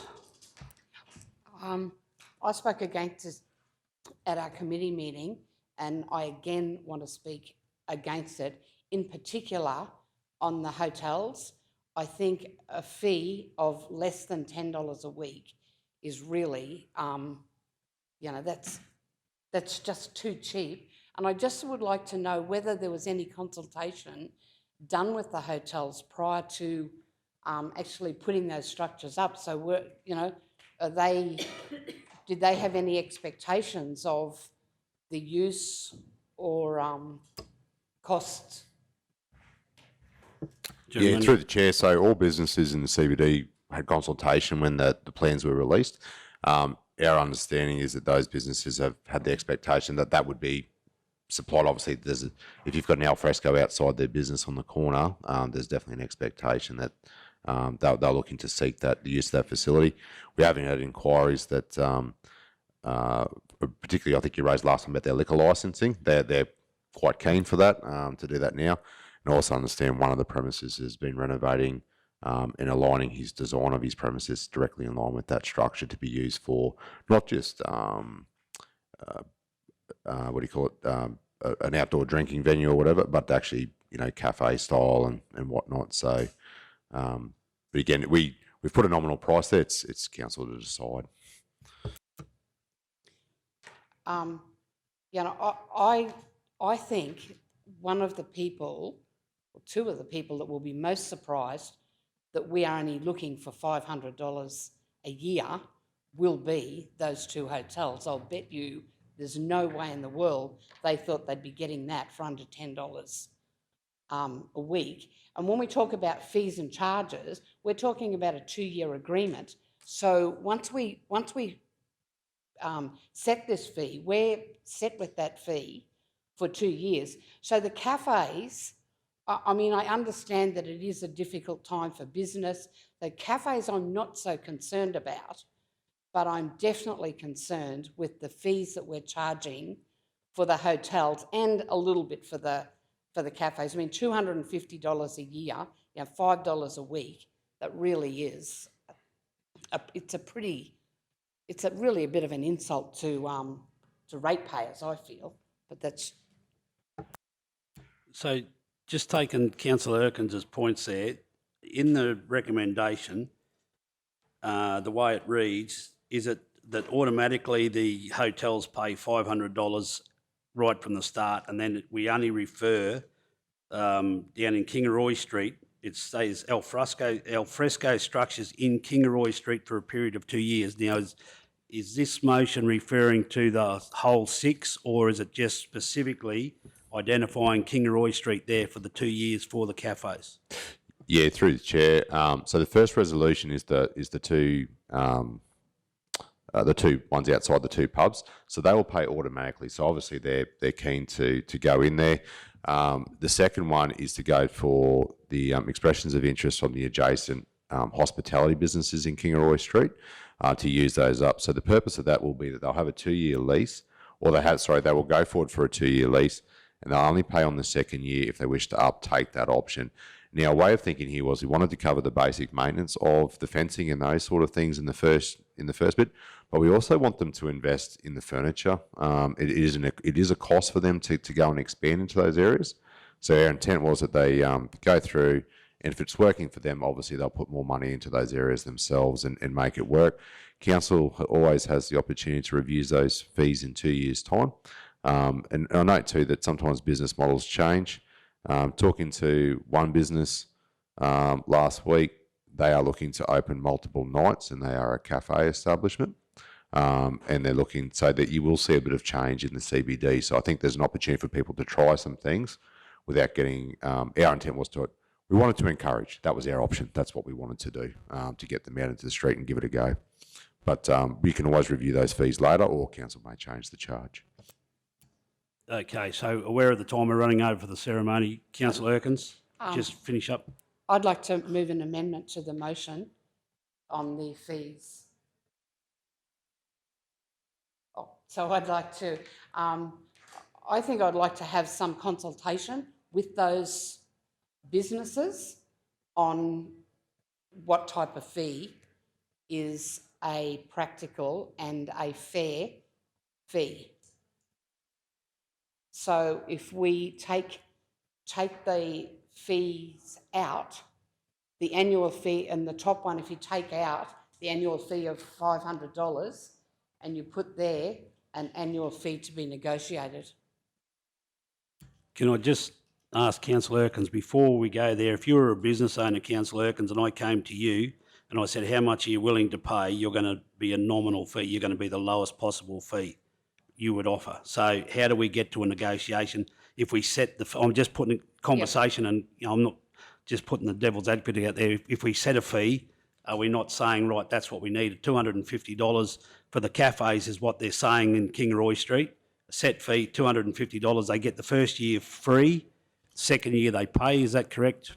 Being wary of the time, we need to wrap up here. Yeah. Okay, so Mr CEO, we're going to adjourn. So I just call for a mover and a seconder for adjournment so that we can do this citizenship. Is that right? Yep, procedural motion. I can't hear you. Yes, thanks, Chair. I'm just having a couple of exchange issues, but yes, correct. And then resume the debate after the adjournment. Righto, so it's a procedural motion?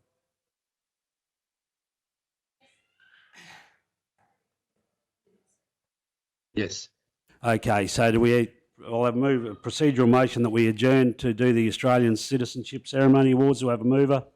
Yep. Councillor Shoemaker, Councillor Potter, all those in favour? Unanimous, thank you.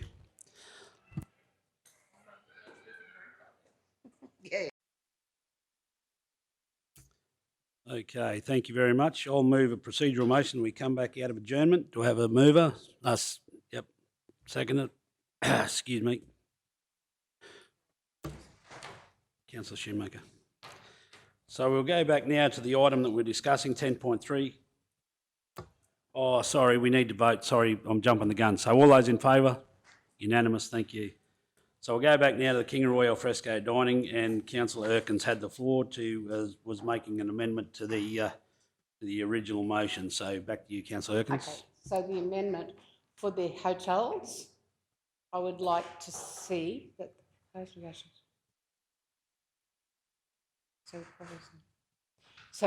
with an annual fee for the hotels of $2,500, which is less than $50 a week. No, 2,500, I'm just telling. Per annum. Oh, yeah. And then for the hospitality businesses, so for a period of 2 years, with the first 6 months no fee for the first 6 months. And then a fee of $20 a week.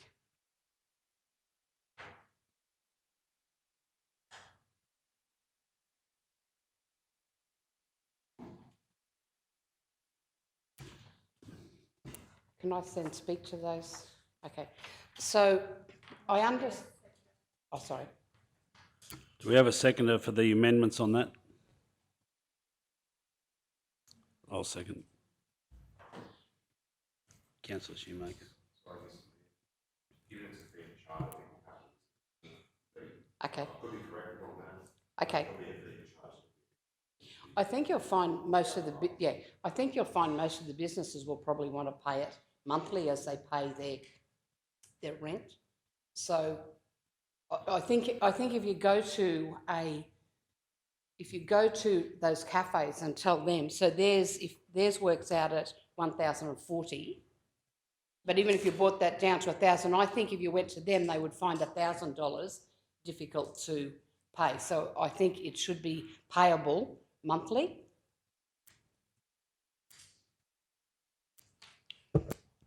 Danita, you just have to turn your mic off. Danita, sorry. Yeah, through the chair. I think, and I'm happy to be corrected by, it'll be charged through fees and charges. So because council won't issue a lease, it'll be an extension of their footpath dining fee. Council will have to levy it annually, which will be an annual fee. So happy, we can negotiate that through if there is I would just maybe suggest to council 1,040 or a weekly arrangement if applicable, if that's okay. Would just be the suggestion. It gives us the option to, if we can do both. If not, we'll just go with the annual, if that's okay. Yep. So my reasoning on that, I understand completely the need to see them occupied. You know, I do see that. However, I believe for the hospitality businesses, giving them 6 months trial, they'll know in 6 months whether it's going to be successful and whether it's worth them continuing with it. I think if they cannot afford a fee of $20 a week, it definitely is not worth it to them, because $20 a week is not, and on commercial rates, I think you'll find that is more than generous. And as we've said many times, you know, we act for the whole of the community, and we have to be seen to be doing the right thing by the whole of the community, and being a charity for businesses, you know, is not one of those. So I think that we're being more than generous at that cost. I think that should encourage businesses to go in there, giving them 6 months, as I said, a trial period of 6 months for them to be able to set up and get their things going, is you know, very generous. And that's my actually, yeah, that's my amendment. Councillor Potter, you got comments? Yeah, just with regards to some of the things Councillor Erkins, I'm just concerned that if we give one business 6 months for free and not other businesses, I think there could be a few issues with that one with regards to the fees and charges. But just a couple of things I would like to know personally is cleaning. So with the cleaning of those facilities, is the expectation put on the person that is leasing it? And is that building then open when that business is closed for community to use? So, you know, on a Sunday morning, if the pub's closed, can community go and use that space? And then are we partially responsible for the cleaning of that area? So that's probably one of the things I'd like to know, as well as the furniture in that area. So I think we're asking them to put their furniture into that area. Is that going to be stationary furniture? And can that furniture then also, like the structures, be used when that business is closed, and who is responsible for them? Thank you. Yeah, through Chair. So the first answer to that is that the cleaning will be the responsibility of those businesses. What I would say about the mixed use, our advice to council is that we would not recommend mixed use. The idea of that is that you're giving them an al fresco lease to put footpath dining in place. if you can imagine that, it'd be like telling hunter-gatherer that they can have it Monday to Friday, and then on the day they're not going to use it, you're going to put community markets on their doorstep or have another event.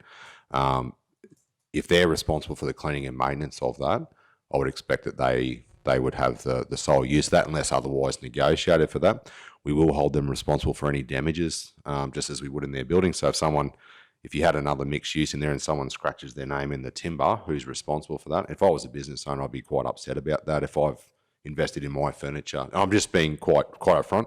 The discussions we've had with the businesses is that they are looking to do it, to go in there, but they are very keen to see what it's going to cost, and they have raised some issues with us around that. Obviously, they've got to buy furniture and outlay and those sort of things. So, so they will be responsible for the clean up. If they fail to clean it, then obviously there will be penalties applied for that. So the idea is that you want them to look after it and use it. They were put in to encourage footpath dining and activation through there. One of the big things was that, you wanted the community wanted more dining options other than just the normal that's in Kingaroy, and particularly around that cafe coffee culture. I know that's a word that keeps coming up a lot, but actually has turned up in a number of our discussions, and I think it turned up in the regional development workshop that we had at the Vic one time. The businesses in town were looking for that sort of culture to go through there. So our intent would they be used for al fresco. That's what they've been designed to do. Obviously, that's up to council, but we would not recommend mixed use. If I was a leasee and I had that area, I would, and I'm paying the money for that, I would want responsibility for that, unless otherwise agreed. One of the things we did float is that we had expressions of interest for multiples. There might be an opportunity for someone to use it in a day, but someone might want to use it. Another restaurant might want to use it to expand their business on a Friday and Saturday night. Then we can negotiate how that's been done. But obviously, those rules would apply also as well. So, does that answer your question, Councillor? Councillor Duff. Thank you, Acting Chair. I'm concerned that, and that's why I put a foreshadowed motion, that there hasn't been enough consultation, and now Councillor Erkins has backed my suggestion up by just jumping up all the prices. Councillor Potter wasn't aware that the community weren't able to use them through outside hours.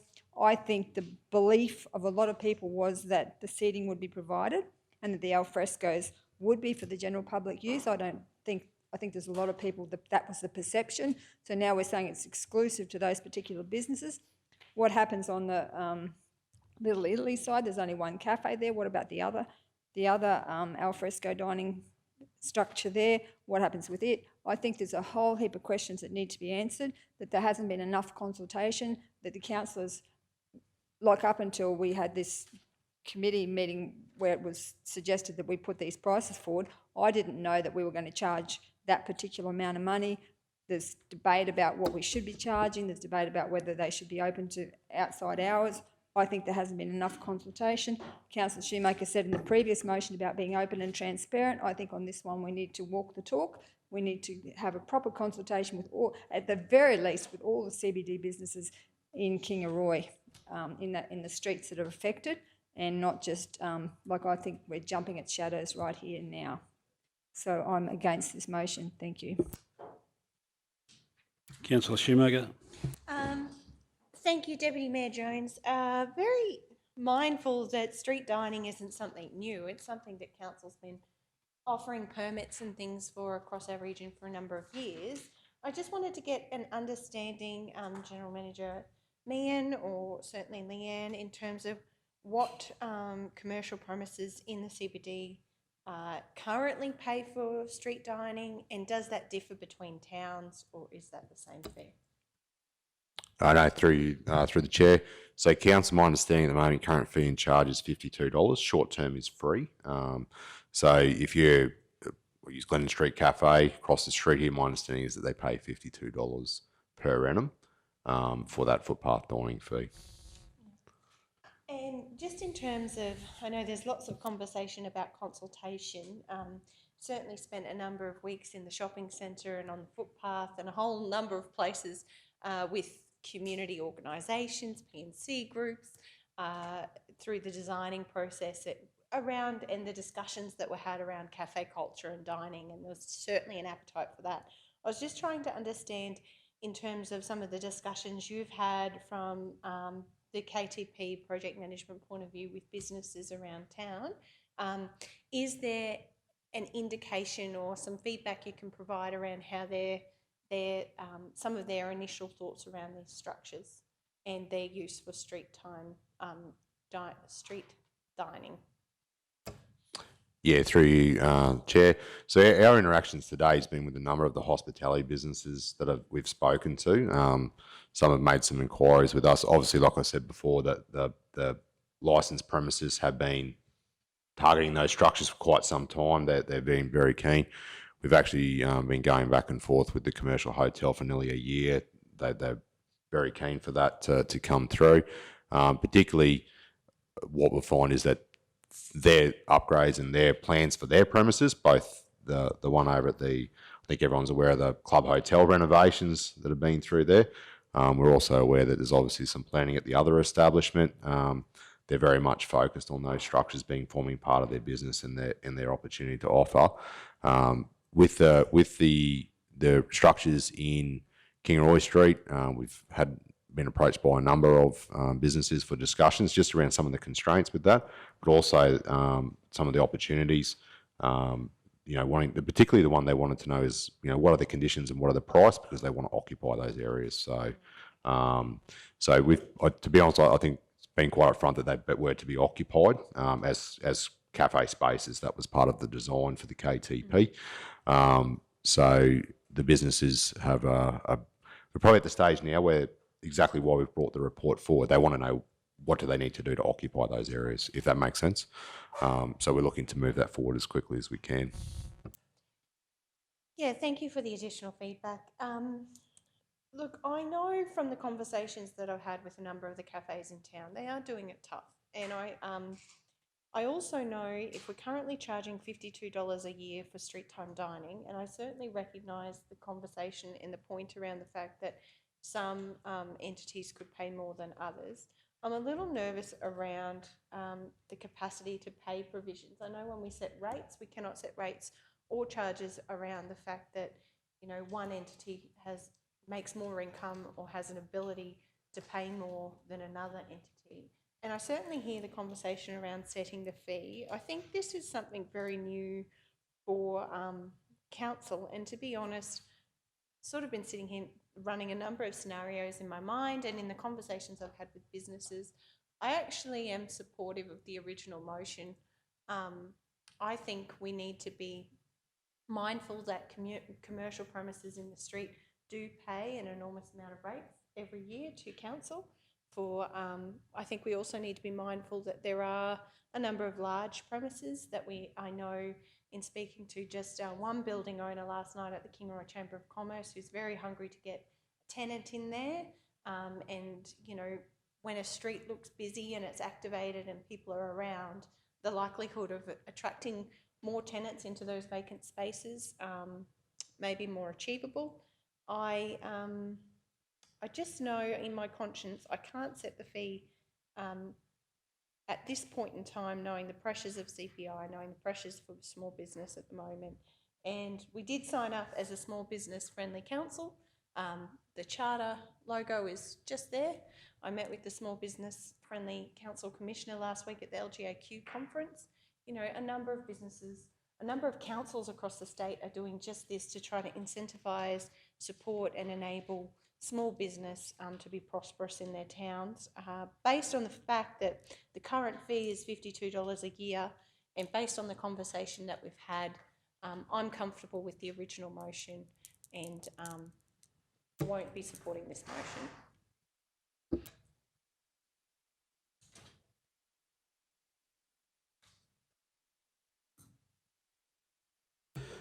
Yeah. Any other? Councillor Engine. Thank you, Deputy Mayor. Yeah, can fully understand. We talk about compassion and whatnot throughout this council, throughout many things. The bottom line is this has been a project that's been in the discussion and the pipeline for a long time. Community consultation. Here we have business houses that are virtually knocking the door down to get in there. There's one business house there that's not even open, but prepared to spend a huge amount of money on some renovations there because of the KTP project. I think that $2,500 fee is seriously steep. The only thing I'd like perhaps is, rather than a 2-year period, and I can understand a 2-year period, but maybe just a 12-month period. We've got to find our feet, and the business owners have got to find their feet with this, along with the community. So the chambers, I put, would a 12-month period, 1-year period, would that be acceptable, or certainly to our managers? Would that be something that could be contemplated here? Because council then has the ability to go back and negotiate terms, and it says there in the opening line, negotiate agreements. So is that something that we as a chamber and councillors could consider, that it be a 12-month on the original motion from the 500 and 250, that we give those business owners time to find their feet, we make those agreements for 12 months? Is that something I'd ask the chamber to consider? Yeah, through the chair. So, yep. So just, I do talk a bit. Sorry, Chair. The first one, our intent would be to be with an annual fee of $500. So, and you can put there to be reviewed annually. The only thing we would say, our original one for the second, for the alfrescos, was that they get them to invest and then they take up the 2 years. They still want to know what they're going to pay. So the intent would be that you would charge them $250 and then they know exactly what they outlay if they decide to keep the structure. The only thing is too, it will be reviewed annually with your annual fees and charges. So one thing I would say to council is if there's more wear and tear on the pub ones or something like that, or something has changed, you can review that annually through your fees and charges, and obviously if you're delegated to the Chief Executive Officer. So council always has the opportunity to come and review these 12 months and 2 years. The second one, you would be going into a 2-year agreement, which again, we would look at what some of those impacts and costs. So if we did see an increase in maintenance costs or something wasn't quite working, we would obviously talk to those businesses in the interim. So I think the intent of this one is to try and encourage them in and then get them up and running and then see how we're going, and we can always review that in 24 months. Thank you. Just before I come to Councillor Erkins for wrap up, we do need to get get to the bottom of this. We spend enough time on it. I seem to think that the initial, and like Councillor Henson indicated, 1 year, take that out. The item number 2, the one where the cafe, the Kingaroy Street, the 4 al fresco structures in Kingaroy Street seem to be the stumbling block.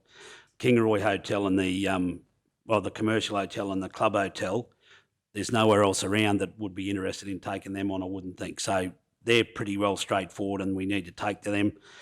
I guess to get somebody in there and have it occupied and looking busy and using it for what it was meant for, I certainly don't disagree with Councillor Erkins that the hotels can certainly and should be able to pay more simply because of their trade and their hours and their whatever else they do over a cafe. And Councillor Shoemaker indicated that we don't set rates because of income earning and all that sort of stuff. So I'm happy to actually support the initial one, just with the proviso, well, maybe with the change of 1 year, street for a period of 1 year.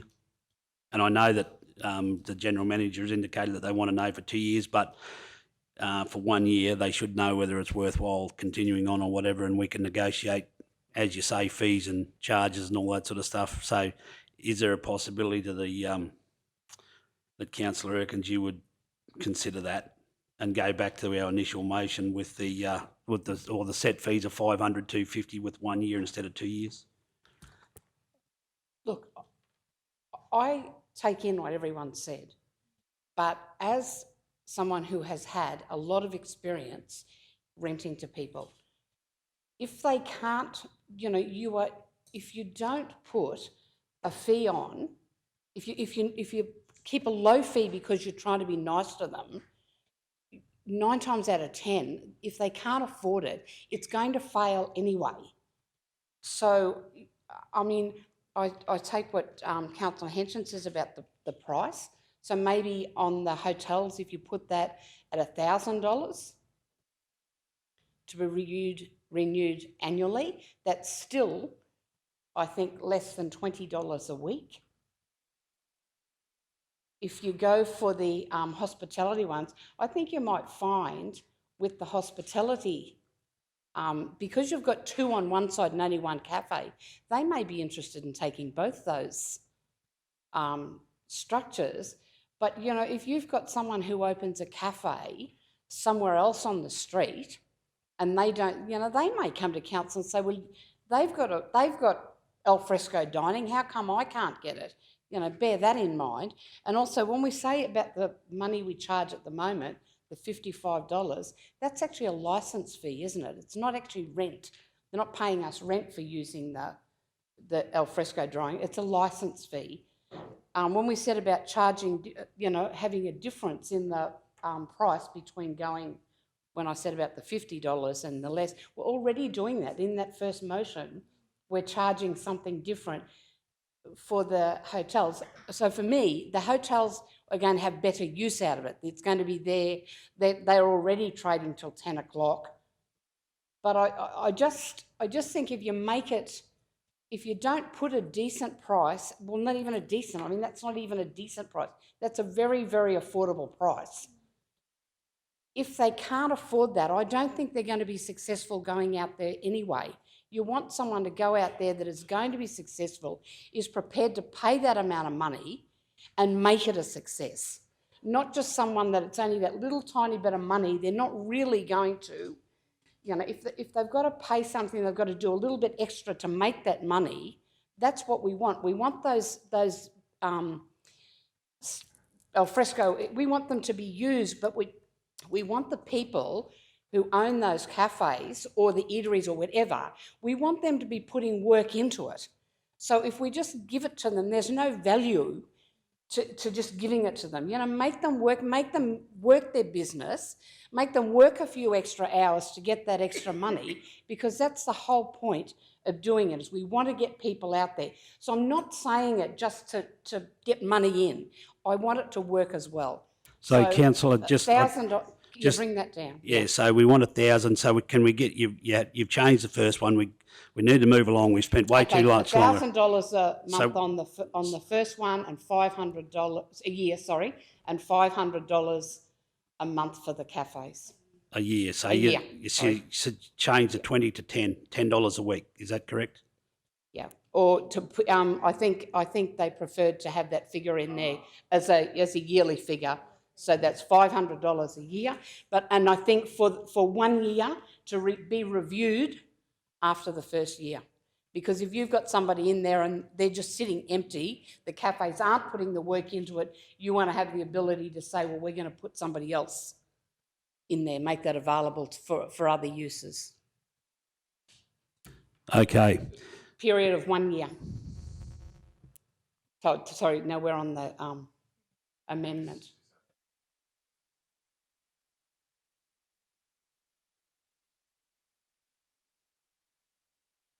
Yeah. And then after 12 months, the whole thing is reviewed. Would you be happy to put item 3 in there and say reviewed after the 12 months? Yep. Fees and charges to be reviewed after 12 months, item number 3. So the people going in there that are getting those fees, they understand that after 12 months we're going to renew it. And after 12 months, if they're really successful, it's not to say that we're going to put the price up. After 12 months, we might see that the value and the benefit it's giving to our community is worth to keep it at that price, not to put it up. Thanks, councillor. Anybody else want to speak very, very briefly before we go to the vote on the amended? We've just got it there. So what we're talking about, the amendment moved by Councillor Erkin, second by Councillor Shoemaker, that the South Burnett Regional Council, 1, delegate to the Chief Executive Officer to negotiate agreements with the proponents of the Club Hotel Kingaroy and the Commercial Hotel Kingaroy for the occupancy of the adjacent al fresco structures with an annual fee of $1,000 to be reviewed annually, and 2, call for expressions of interest from adjacent hospitality businesses for the occupancy of the 4 al fresco structures in Kingaroy Street for a period of 1 year with no fee for the first 6 months, and thereafter a fee of $500 annually, and 3, with fees and charges to be reviewed after the first 12 months. We'll go to the vote. All those in favour? Councillors Shoemaker, Erkins, Potter, Henson and Jones. Against? Councillor Duff. Motion carried 5-1. Thank you. Chair, that's the amendment. The amendment now becomes a substantive resolution. Thank you. Righto. Now we'll go back. The amendment has been passed. So we'll now go back to the resolution for that amendment to become the resolution. Do we have a mover? Councillor Erkin, seconder, Councillor Potter. Chair, you don't need another mover and seconder. It just becomes the substantive resolution. So you resume debate on the resolution. So you basically, if there's any further debate on the resolution as it stands after it was amended, and then vote. Righto.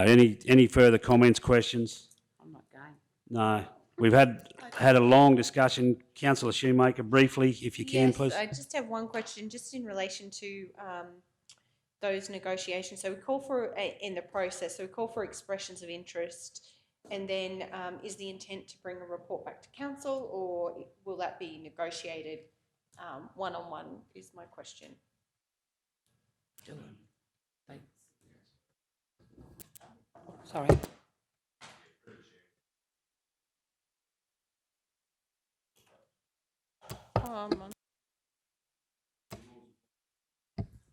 Through the chair. So the first one, you'll delegate that directly to the chief executive. He'll go and negotiate that, or he'll delegate to us to draft that on his behalf. So we'll go off and deal directly with the proponents of those organisations to finalise those contracts.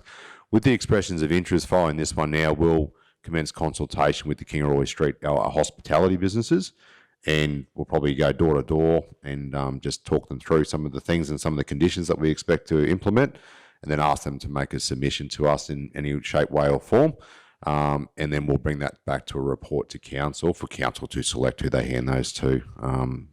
That would be our intent, that the council choose, in case there's multiple, to see what arrangement that might be to go into those establishments. So, Yeah, thank you for the clarification. I'm supportive of the motion.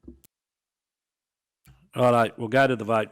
We've had a long debate on this one. So we now have moved by Councillor Erkin, second by Councillor Shoemaker, that the South Burnett Regional Council, one, delegate to the Chief Executive Officer to negotiate agreements with the proponents of the Club Hotel, a commercial hotel, for the occupancy of the adjacent alfresco structures with an annual fee of $1,000 to be reviewed annually, and two, call for expressions of interest from adjacent hospitality businesses for the occupancy of the 4 alfresco structures in Kingaroy Street for a period of 1 year with no fee for the first 6 months and thereafter a fee of $500 annually, and 3, with fees and charges to be reviewed after the first 12 months. All those in favour? Councillor Shoemaker, Erkins, Potter, Henson and Jones. Against? Councillor Duff. Motion carried 5-1. Righto, we can finally get on to 11.1. See if we can't make up some time. The officers, where are we? The Proston Rural Non-Potable Water Supply Scheme.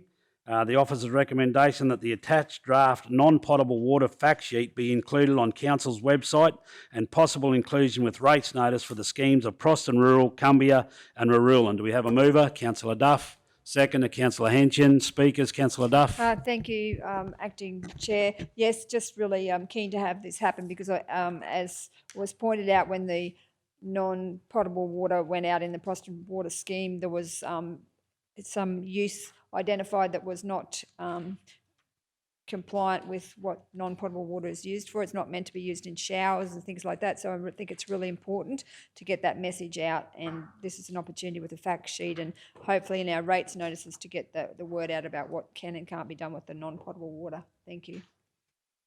Thanks, Councillor. Any other further comments? I think it's pretty easy. We'll go to the vote. All those in favour? Unanimous. Thank you. Agenda 12, nothing, which is good. 13, that's a portfolio for disaster management. 13, portfolio regional development, industry, agriculture, water security, energy and circular economy. Nil, that's what we like. We're moving all right. 14, portfolio, corporate governance and strategy, people, culture, communications and media, finance and sustainability, ICT, business systems, community representation and advocacy, and 2032 Olympics.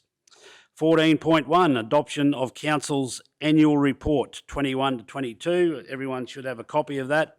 Right there, the officer's recommendation that the council adopt the South Burnett Regional Council 21-22 annual report for the period 1 July 21 to the 30th of June 2022. Do we have a mover? Councillor Duff. Seconder, Councillor Potter. Questions, comments? Councillor Duff. I just wanted to say that a lot of work goes into the annual report and just congratulate the staff and everybody involved in the work to put the document together.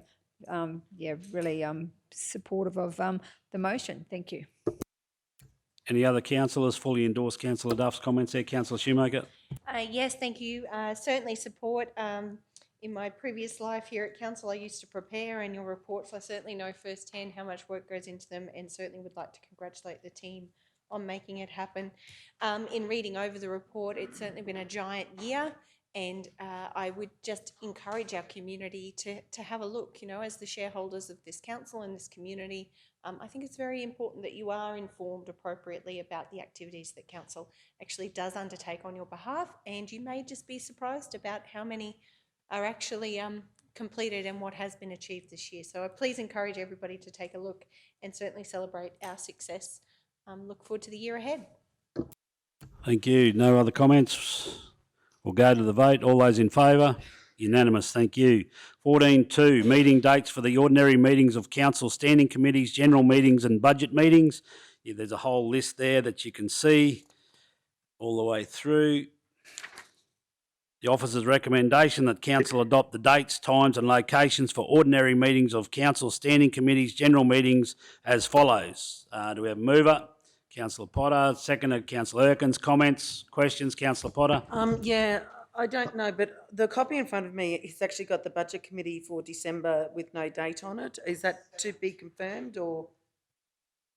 Yeah, Chair, if I may, I was a bit slow getting your attention. The budget committee meeting for December has just been left. We were going to take the third Wednesday in November for the budget committee.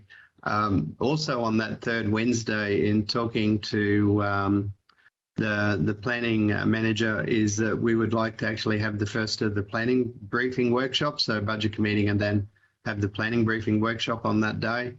But seeking council's direction or indication as to whether they wish to have a budget committee meeting in December. Was just struggling to find a date given the compressed timelines.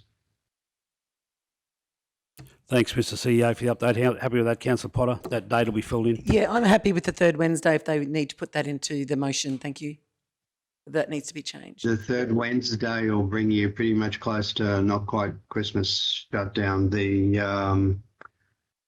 actual infrastructure committee, if you note, is councillors would note for their attention, is actually has to fall on the 30th of November.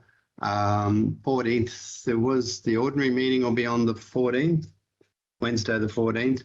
The following Wednesday is the 21st, and we were just very wary about that close to Christmas. But if councillors wish to go that day, happy to plug it in.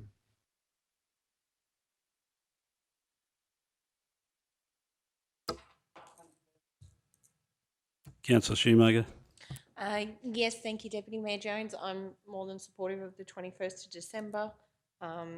Yes. Leading into Christmas. Certainly recognise, though, that staff may be away. General meetings are normally quite large, as are livability and finance standing committees. I know this last budget committee, we did put it on a Monday. So I'm wondering if we shouldn't consider maybe Monday the 19th of December, which, is just, I guess, a little bit further away from Christmas, or possibly the Monday before, which was the 12th of December before the general meeting. CEO Mark, if you're worried about leave and being so close to Christmas, I'm happy for the meeting to be held on a Monday instead. Yeah, I don't like Mondays. Well, no one likes Mondays, Councillor Jones, but it's our role to be at work. So I'm more than happy to come in on a Monday. Mr CEO, can we leave it with you, understanding that that date will be, do you need to put that in today, or can we adjust that at a later date? Do you want that in today? I was hopeful, Chair. We're happy to go with the Monday. I'm very happy to go with the Mondays, and it was the discussion that's just took place is partly the issue that we've been having is finding dates that suit everyone. A date earlier than the 25th would probably be more suitable. Monday the 12th before the ordinary would be terrific if that actually worked for councillors. It is when I say a smaller agenda, we can keep the budget committee for that month to a smaller agenda, given the other matters that are going on. But I would like to settle on a date because otherwise, when I go to pick one, I just end up with all sorts of conflicts. Thank you. I think. And if we're not going to have people there, it's best to find a date that suits. I think the 12th of December that you mentioned might be a winner. Everyone's nodding. I think everyone's happy with the 12th of December. Yep. So put that in there. So we'll book the 12th. Yep. So that's in there. The 12th of December. The budget committee meeting is the 12th of December. Okay, so everything else is as read there, so that the officer's recommendation that council adopt the dates, times and locations for ordinary meetings of council standing committees, general meetings as follows. Councillor Potter and Councillor Erkins, you're happy with that change on the 12th to go ahead? Yep, no worries. We'll go to the vote. All those in favour? Unanimous, thank you. 14.3, delegations to the Chief Executive Officer under the Heavy Vehicle National Law.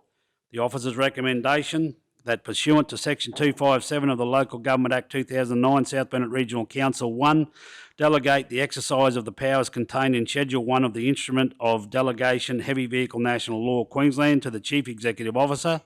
These powers must be exercised subject to any limitations contained in Schedule 2 of the Instrument of Delegation, and 2, repeal all prior resolutions delegating the same powers to the Chief Executive Officer.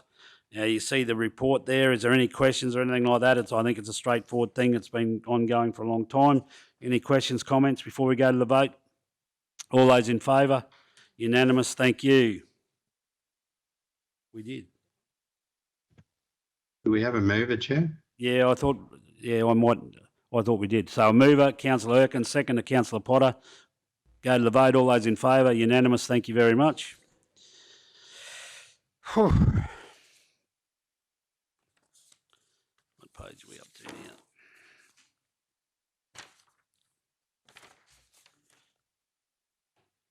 .4, the Annual Operation Plan 22-23 Implementation Progress Report for the period ending 30th of September 22. The officer's recommendation that the South Bennett Regional Council Annual Operational Plan 22-23 Plan Implementation Progress Report for the period 1st of July 22 to 30th of September 22 be adopted as presented. Do we have a mover? Councillor Shoemaker, seconded Councillor Potter. Comments, questions before we go to the vote? All those in favour? Councillor Shoemaker. I know you're in a hurry, Councillor Jones. There's just quite an extensive report here, and I think it's important to just identify how much work actually occurred in this last quarter. I was keen just to hear from the CEO who's presented the report, some of our highlights, some of our lowlights, and any insights or thoughts that he would like to share in relation to the annual operational plan report. Mr. CEO, response to that? Through you, Chair. Thank you, Councillor, for the question. Just grabbing my copy. The report says this is the first quarter in the first format. And actually, for the opportunity to comment, we haven't added it in for this quarter due to being in its infancy, but certainly in discussion with General Manager Jarvis and others and the other general managers, we're also looking at, so the traffic light column will go in there so we can start to flag. And we're also looking at that for some of the capital programs so we can identify very visually and easily if something's, and it will be kept very simple, the old KISS principle, red, amber or green. So far, so good. Everything's, as I said, it was a bit hard to make those assessments on both the capital and also the operational plan without jumping into the first quarter. Everything's looking not too bad at the moment. It is. There is a lot of work, and there's a lot going into it from a whole range of different departments. Lowlights, I don't have too many to go with, bar the standard risks and issues. We have got possibly some contracted, and I'll probably merge the two conversations together, save me speaking twice. There are early indications that there may be some issues with some of the contractors as being able contracts we use in the capital space to be able to deliver the program. The capital program is a very large program, so we're looking at that, and particularly for the second quarter, to identify early if anything's at risk for non-delivery. True, not that the project's gone off the rails, but just supply chain and also other items. And again, that same principle is being applied to the operational plan. If there's anything that is starting to look like it's going to go at risk or go south, to use the colloquialism, it can be identified early in the reporting process so that we can get that and start to flag it. And even if something's looking a little bit amber, it doesn't mean that it won't be. Some of the funding programs and some of the programs are set for the third quarter or fourth quarter of the year. Is identifying those, but keeping an eye on it, because with these quite unusual weather events, as we're continually seeing, a project may go, even though its scheduled time frame is for that period, it might get interrupted through weather or a number of external factors. Yeah, probably actually just happy to take questions in the first instance, but would acknowledge the staff and the organisation. And the whole of councillors and the organisation for the volume of work that's being put through and the efforts that are being put into this document to give it life, and also keep those linkages between the corporate plan and the operational budget. Thanks, CEO. Councillor Duff. Just on, through you, Acting Chair, on page 142, it says that there's no budget provision for the purchase of 2 patching trucks, but slashing program to continue in accordance with current service levels. Just wondering, with the slashing, I've noticed on the main roads the grass has got very high, I believe would be above intervention level. Are we going to do we have the budget in main roads to do a slashing program before Christmas? Yeah, through you, Chair, I'll take that one on notice if that's okay. I think Kevin can give an update at the Infrastructure Standing Committee, if that's okay. Yes, just wanted to flag the fact that I'm just concerned about the slashing, as I always do, and particularly as we're leading into Christmas, we want it to look really good for our region coming into the Christmas period. Okay, any more questions for the CEO or anything like that before we move forward, go to the vote? So we'll go to the vote. All those in favour? Unanimous, thank you. 14.5, monthly financial information and first quarter budget revision. The officer's recommendation that the monthly financial report, including capital works and works for Queensland, as at the 30th of September 22, be received and noted. 2, that in accordance with section 173 of the Local Government Regulation 2012, the revised 22-23 operational budget be adopted.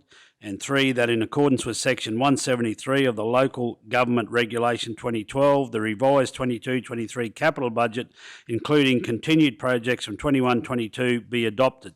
Do we have a mover? Councillor Potter, second to Councillor Henson. Comments, questions, councillors?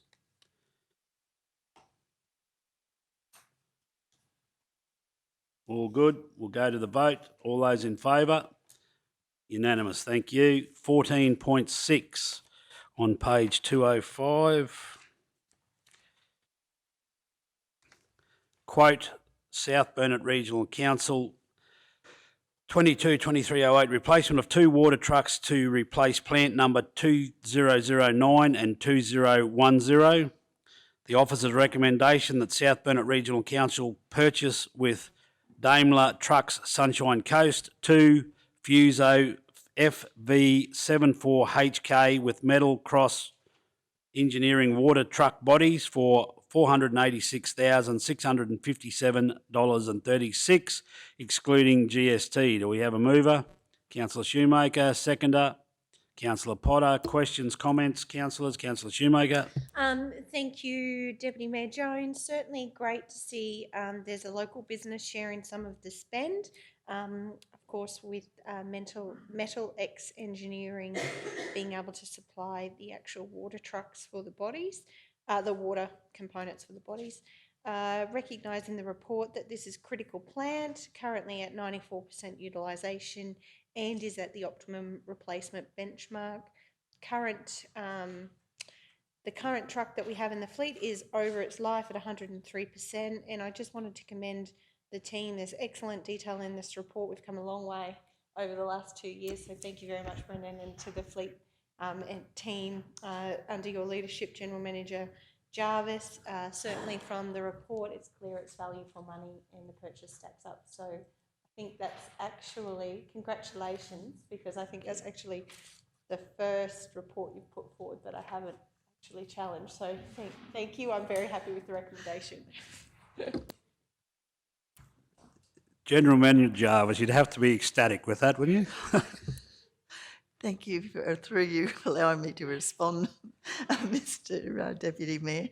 Thank you, Councillor. And actually, I really appreciate those kind comments. The staff have really put in a lot of work here, and I really wanted to recognise Brandon there. He's just absolutely excelled in his acting role there as the fleet coordinator. But also want to compliment my team also, including Anthony and the team, in ensuring that local providers were approached as a condition that they could contribute, even though they couldn't supply the trucks, but they contribute, we engage with them somehow. So that, again, Councillor Shoemaker, is ticking your box with local purchases, so I feel very honoured today with those, and I'll pass on those compliments to my staff. Thank you so much. Okay, thank you. So we've got the motion in front of us there that moved by Councillor Shoemaker, seconded by Councillor Potter, that South Burnett Regional Council purchase from Daimler Trucks, Sunshine Coast, 2 Fuso FV74HK with Metal Cross Engineering water truck bodies for $486,657.36, excluding GST. Go to the vote. All those in favour? Unanimous, thank you. Page 217, 15, item 15.1, council support. Councillor Potter has to leave. She has a conflict. She's one of the organisers of this. So we can now move forward. Council support the 22 RACQ Life Flight Gala. There's a bit of a spiel there, a bit of a report, and the officer's recommendation that the South Burnett Regional Council support the RACQ Life Flight Gala dinner on Saturday, November 5th, 22 by way of hall hire, insurance and advertising on our Facebook and Instagram pages and website. Do we have a mover? Councillor Henson. Second to Councillor Erkins. Comments? Councillor Shoemaker. Just want to give the event actually a plug. Tickets are currently on sale, and I know the date is sort of coming up very quickly. So just a reminder, it came up at the Kingaroy Chamber of Commerce last night. Tickets are available on sale or at the Kingaroy office supply. So please do get in and support this such a valuable cause. And as we know, it's a critical service, and you just never know when you may need it. My understanding from the discussion last night that at the moment, every time that helicopter flies over, it's $25,000, which has actually increased quite a bit in the last few years. So please do get along and support the gala dinner, and certainly fully supportive of providing the hall hire, insurance and advertising.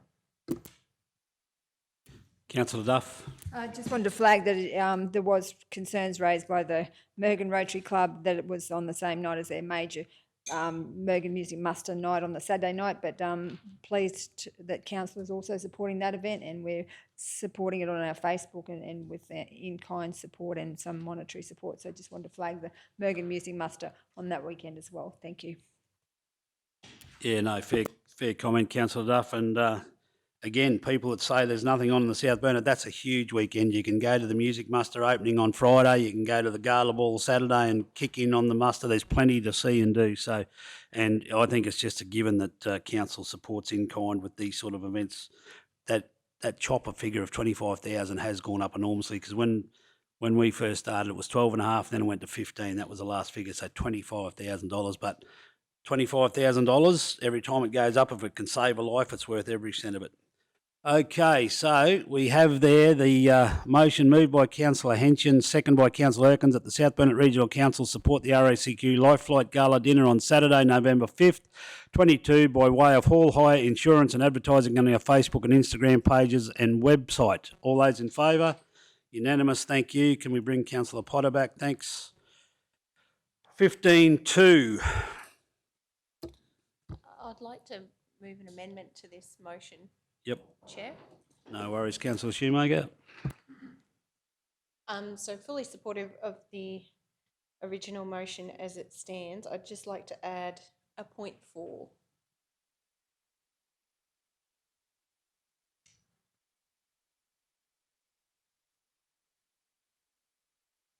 Oh, sorry, I'm on 16.1 Kingaroy RSL and Pound Street. Is that where we're at? Is there a, oh, sorry, I'm one ahead. Next motion. Okay, we'll just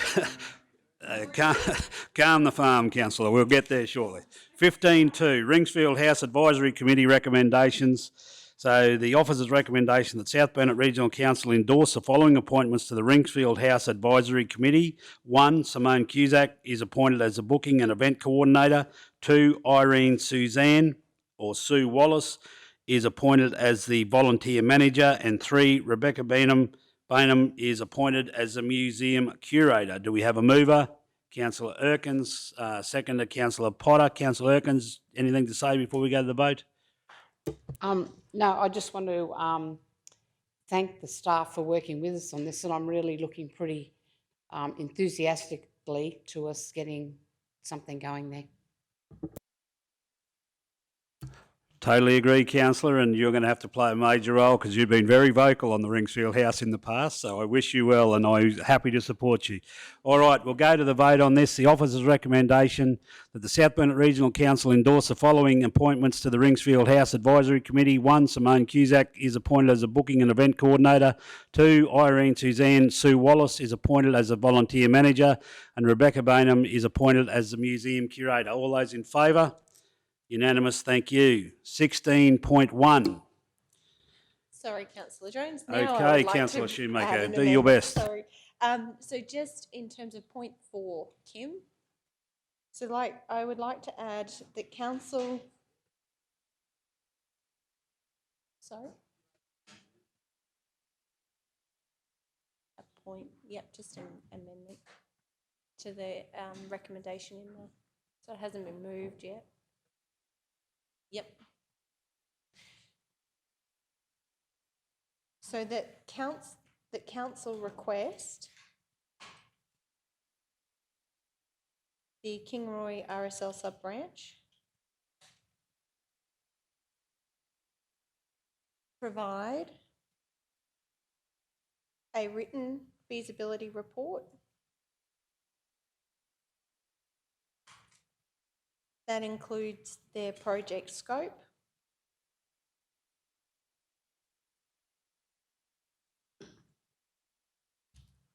anticipated costings, funding model,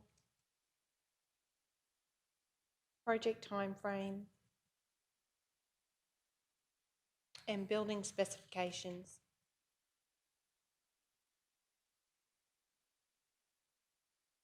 For council's consideration.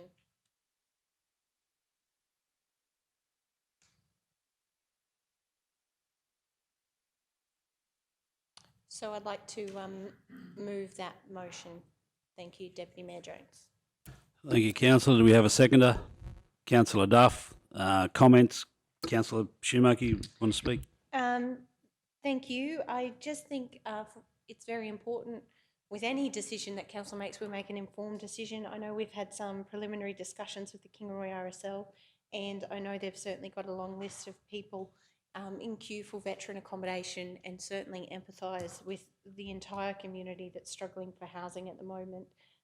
Very keen to work with the RSL to try to find a suitable solution and to work hand in hand. But I would like to see more information from them in terms of written feasibility around. I understand they've got a sum of money available.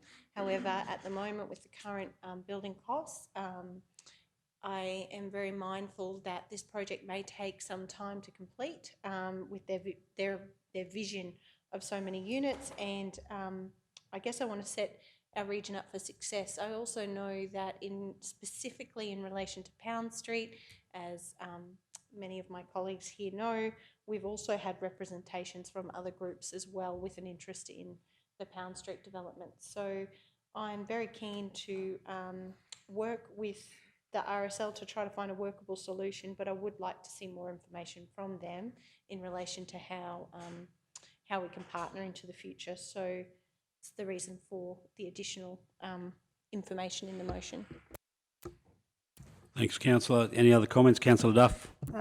Thank you, Acting Chair. You know, I'm supportive of the motion as long as we don't make it too onerous and too difficult for them. That I guess my question to you is, to what extent, you know, what is it just going to be something that they put together, or does it need to be professionally? You know, what sort of and what's the timelines with regards to that? Because I know that this report's coming back to the December meeting, so just wanting to know what your thoughts were around how extensive that report needs to be.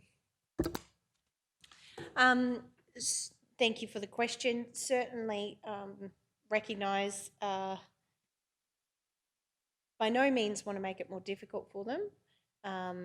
However, this is basic information that they should have available if they are truly shovel ready for this project to commence. If we were to hand over a block of land, any block of land tomorrow, and they were truly shovel ready, they should have this information already. So it would be my expectation that they are at that point. And I would like to see more detailed information.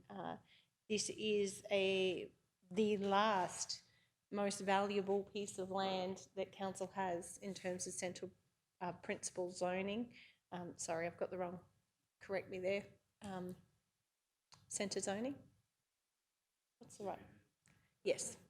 And I just think that we need to have all of the facts so that we can make an informed decision. So I'm not intending on any impost on the RSL, but if they are truly genuine in this proposal, they should have this information already. I don't think it's an enormous expectation.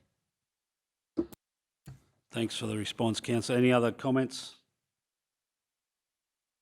Councillor Hinchin. Thank you, Deputy Mayor. Yeah, and it states there, just a report to be brought back. We can fully understand the needs of the RSL, which there's many other entities in our community as well as the rest of Australia. This is a serious block of dirt that the comment is around gifting this, which is a concern to an enormous amount of residents. So there needs to be some very careful work and diligent work proceed with this before council makes any decision on this, and I fully appreciate RSL's stance and position therein. As it was mentioned at a previous meeting with the RSL, what other, and it states there, other land use that might be available, other options as well. So yeah, there's a lot of work to do in this space before we start gifting anything away. Thanks, councillor. Councillor Erkins, councillor Potter, anything? Yeah. Yeah, no, I'm going to support the motion simply because it's only to be a report to be brought forward, but I too have serious concerns. Councillor Shoemaker highlighted it's our last major big parcel of land that's quite valuable to a lot of options, and if we start cutting off and separating and dividing and all that sort of stuff, you know, I don't know, where do you stop, where do you start, whatever you do. So I fully understand suitable solutions with the RSL, happy to work through and hopefully find some other options, but I'm really hesitant on starting to fiddle with surveying blocks of land off the RSL. If we do one block, survey the whole lot up into 4,000 square metre blocks and sell it all off like that or whatever. If we're going to start, do the lot or not at all. Anyway, I'm just putting it out there. That's just my view, but happy and certainly understand and fully appreciate the RSL and the shortage of houses it needs, but there is a lot of people watching, so we've got to get this one right. All righty, so no further comments or questions. We can go to the vote on the resolution there. Moved by councillor Shoemaker, seconded by councillor Duff. All those in favour? Unanimous, thank you. 16.2, material change of use, service station at 81 Haley Street, Wandai, Lot 3 on RP 6088 and Lot 411 on W53510, applicant VB 1884 Proprietary Limited, Viva Property Group Proprietary Limited, MCU 21/0001. The officer's recommendation that council approve the development subject to a preliminary approval only, the material change of use, preliminary approval, service station including ancillary food and drink outlet and shop, Lot 3 on RP 6088 and Lot 411 on W53510, applicant and subject to the following conditions. And as you see there, I won't read them through, they just continually go on for page and page and page. You've all had your agendas. I have no doubt that you've read every word on there and you fully understand what's going on. So do we have a mover? Councillor Potter, second to Councillor Erkins. Comments, questions? Councillor Duff. Through you, Acting Chair, just wanted to know, if this is just a preliminary approval, will the final approval come back to council, or is this, how does that process work? Yep, I'll just hand over to Sam, if that's okay, Deputy Mayor. Deputy Mayor, to answer Councillor Duff's question, that the development permit will need to come back to council for a full council decision because we received public submissions in objection to the development application, so it will need to come back to council, yes. Yes, Acting Chair, happy to support it provided it comes back to council. Any other further? Councillor Shoemaker. Yes, thank you, Deputy Mayor Jones. Certainly read every page. There's a lot to get through there. Page 237, performance outcomes. There is a section in bold there that says only a preliminary approval is recommended with regards to this, given that the barrier is the scale or greater than the habitable wall height of the adjoining dwelling house and has the potential to significantly impact the amenity of the town centre, surrounding properties, and detrimentally affect safety of pedestrians along the footpath. And then there's some commentary there around potential remedies. I just wanted to confirm, it's my understanding that this lot of land is zoned for this kind of development. Okay.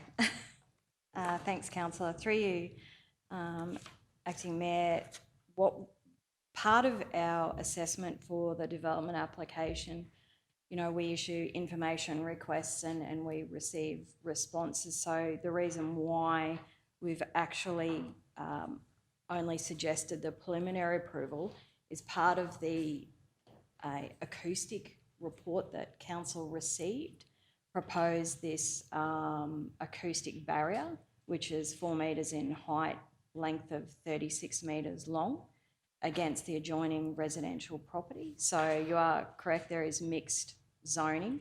It's local centre zone, so, you know, considered it's appropriate in that area subject to sort of conditions. Where we've pulled up short is because of that actual acoustic barrier, which has a greater impact on the residents to the west of the actual service station. So we want to make sure that with the proposal barrier that they're addressing amenity and character issues and not having an impact on, you know, the normal residential behaviour in the dwelling house next door. So while the service station is generally appropriate, is what they've proposed as a mediation between sort of the house and the service station.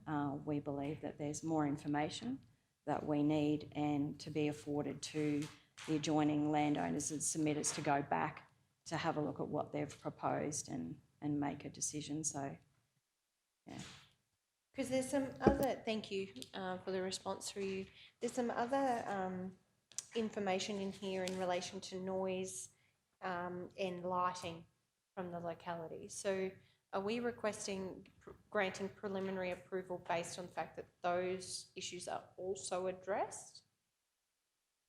Through your acting mayor, yes, we need further information to be able to make a conscious decision, making sure that they have addressed those issues, yes.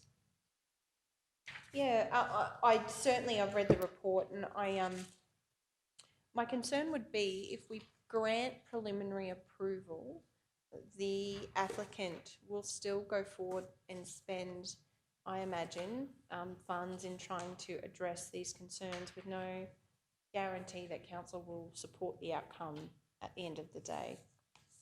Am I sort of correct in that understanding? So through you, acting mayor, the information that they've provided us thus far is not sufficient for us to make a decision. The applicant needs to demonstrate that that barrier will have will address the I guess the impact to the neighbours. I mean, it's up to council. Say if they provide revised plans, incorporate that acoustic barrier as part of the report that went to council. It's not reflected on the plans, so they have to put that back in their proposal plans and provide an amenity impact assessment. So making sure that they're going to address, sorry, I'm just reading the report because I can't recall it off the top of my head, overshadowing, overbearing impacts and any impacts on the amenity in terms of access to breeze, natural light and ventilation. If they, cannot resolve those matters, then it's up to them to provide an alternative solution. So through their technical staff that they would engage as the applicant consultant, they would need to resolve those matters so council could actually support those recommendations. But at present, we don't believe that they have given us something that we can approve at this point in time. And just to confirm, so the preliminary approval has a currency of 2 years, and then it would lapse after that point in time if nothing proceeds. That is correct, through you, Mr. Mayor. Yeah, okay, thank you for the additional information. Councillor Duff. Thank you. Just through you, acting chair, just wondering then why we would give it a preliminary approval based on what Councillor Shoemaker has suggested, leading the applicant on to start to believe, and then we could come back and just completely say it's a no-go. So just wondering why we would do that and why we wouldn't just wait until all those matters had been addressed and then give a final approval. Just not sure about the process. Through acting Mr. Mayor, because it's been, I guess, an application that's been in the system for quite some time, we've gone backwards and forwards with the consultant with requesting a number of technical documents. They've asked council to make a decision. So rather than go through a refusal, we believe that the preliminary approval is a better outcome to allow the applicant to go back and address these amenity issues that we've highlighted to them. At the point in time where the application was submitted, the adjoining landowners and the public were not privy to, say, the noise report where they proposed this acoustic barrier. So we believe that it has a right to go back out to the public to make comments. So rather than issue a refusal, they've asked us to make a decision, and we believe the preliminary approval is the best outcome for the applicant in this instance and for the community as a whole. Councillor Erkins. Thank you. Do they already sell fuel from that site?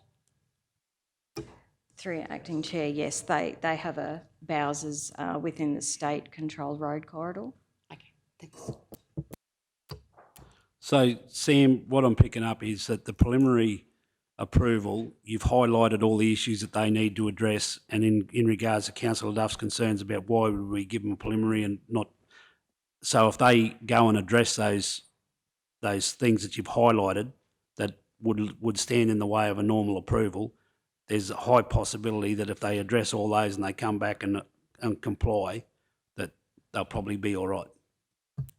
That is correct, through you, Acting Mayor. We've actually got a list of conditions where we've asked for the revised proposal plans and seeking clarification on those amenity impacts. And what actually happens, I guess I'll touch on SARA, was a referral agency because it's adjacent to a state-controlled road.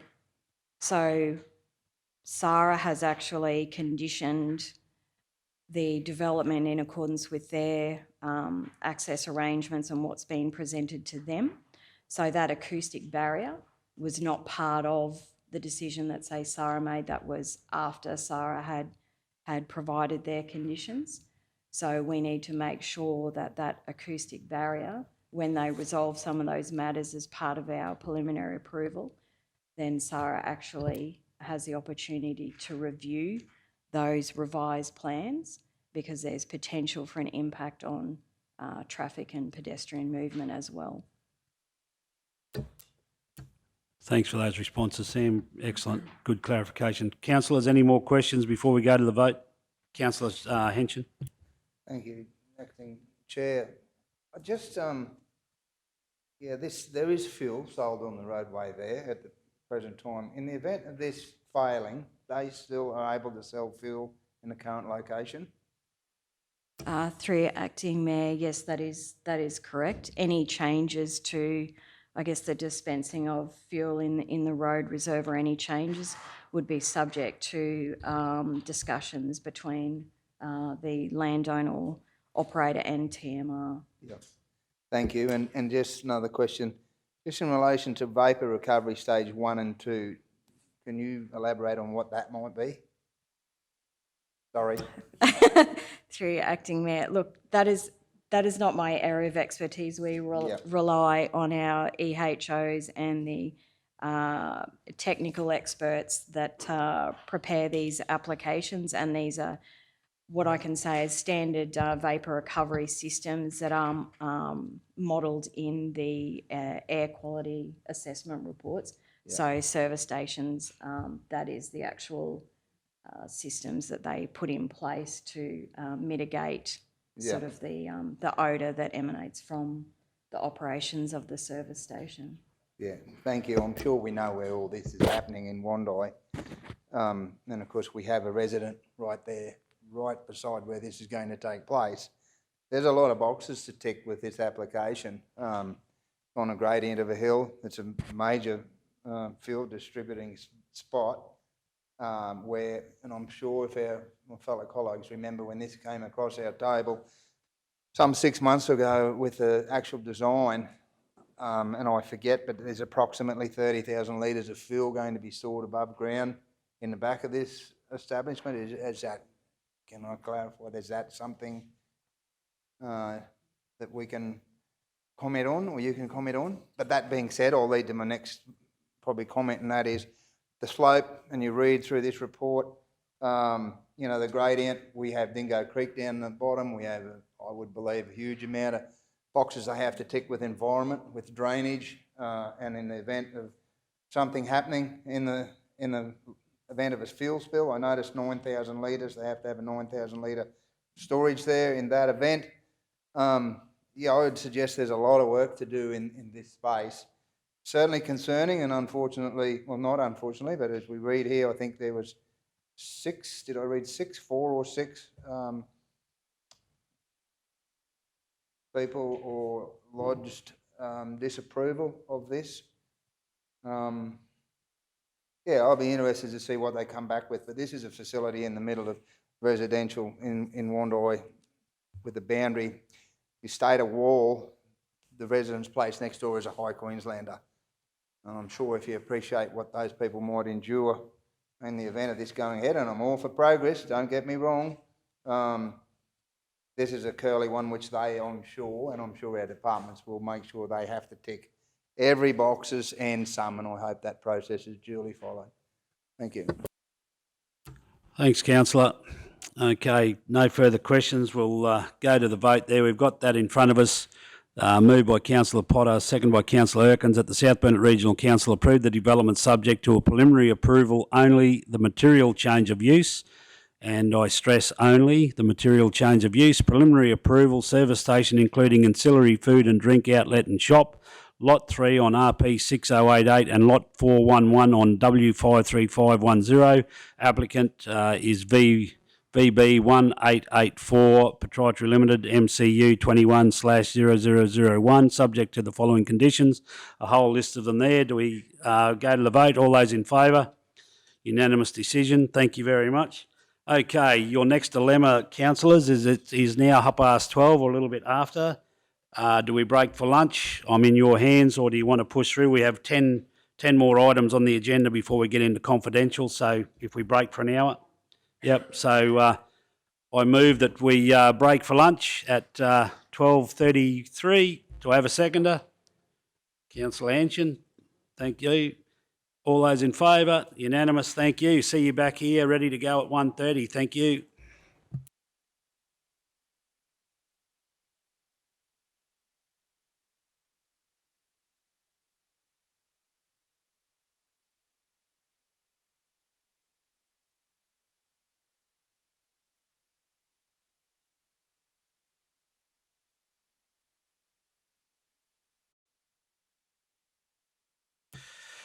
Okay, councillors, senior staff and anybody watching online, welcome back. I'll now move a procedural motion that we go back into our general meeting. Do we have a seconder? Councillor Hanshin, all those in favour?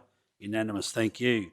We go to 16.3 on the agenda, reconfiguring a one lot into 20 lots, lot 200 on SP 249902, applicant AM Hedge and BS Hedge, RAL 22/0013.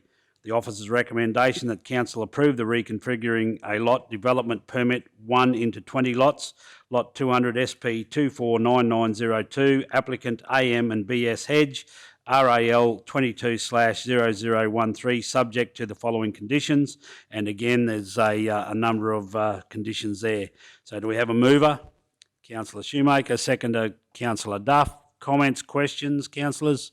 Before we go to the, we've got our planning staff in-house. Mike, do you want to say anything, or Sam, sorry, anything to add before we move on? Any questions, councillors? Councillor Shoemaker? Thank you, Deputy Mayor Jones. Certainly have looked over the application here. In my view, this is the kind of infill development we actually really need in the region. It's using existing infrastructure, from my understanding, which is a great outcome. It's also zoned appropriately for this kind of development. 1 lot into 20 lots in our current housing crisis is actually a really great outcome. That's 20 properties that will now be able to host houses, and 20 families or residents who are struggling to find places to live, an opportunity to invest in vacant land in our region, in our beautiful region, and become residents of the South Burnett. I do understand there were some objections received. I've read those carefully. I've also read the many conditions put in place to address those concerns. So based on the information provided here and the work that the team have done, I have no concerns or issues in relation to this development. I see it as a great way of progressing the township of Nanango, and have no concerns. Certainly commend the motion to the chamber. Thank you. Thank you, councillor. Any other comments, questions? No? Okay, we'll go straight to the vote. All those in favour? Unanimous, thank you. 16.4, councillor Duff. Yes, Acting Chair, I have an alternate motion that the matter be put on hold until the formal public consultation process has been completed to enable the applicant to provide further information on the rezoning of 1 to 5 Banksia Drive. I sent that through to Kim, so it should be up on the screen. So councillor Duff's moved that. Do we have a seconder? Councillor Hanshin. I guess we go straight to the vote on this. So Councillor Duff has moved that the matter be put on hold until the formal public consultation process has been completed to enable the applicant to provide further information on the rezoning of 1 to 5 Banksia Drive. Mr. CEO, advice on this? Yeah, oh, that's fine, Chair. If you're taking it as a procedure, I would just suggest rather than be placed on hold, that the matter be laid on the table. Just if you're treating it as a procedure. Yes, happy for that to be changed. Councillor Hanson, you happy with that change? Yep. Just Councillor point Shoemaker. of clarification, in terms of until the formal public consultation process has been completed, it was my understanding that the applicant could provide a response once the major planning scheme amendment was actually. So are you referring to that formal public consultation? Should that be noted in the motion? Because yes, certainly, I think that's an important thing to clarify. Mr. CEO, advice on this one, if you'd been able to listen to that.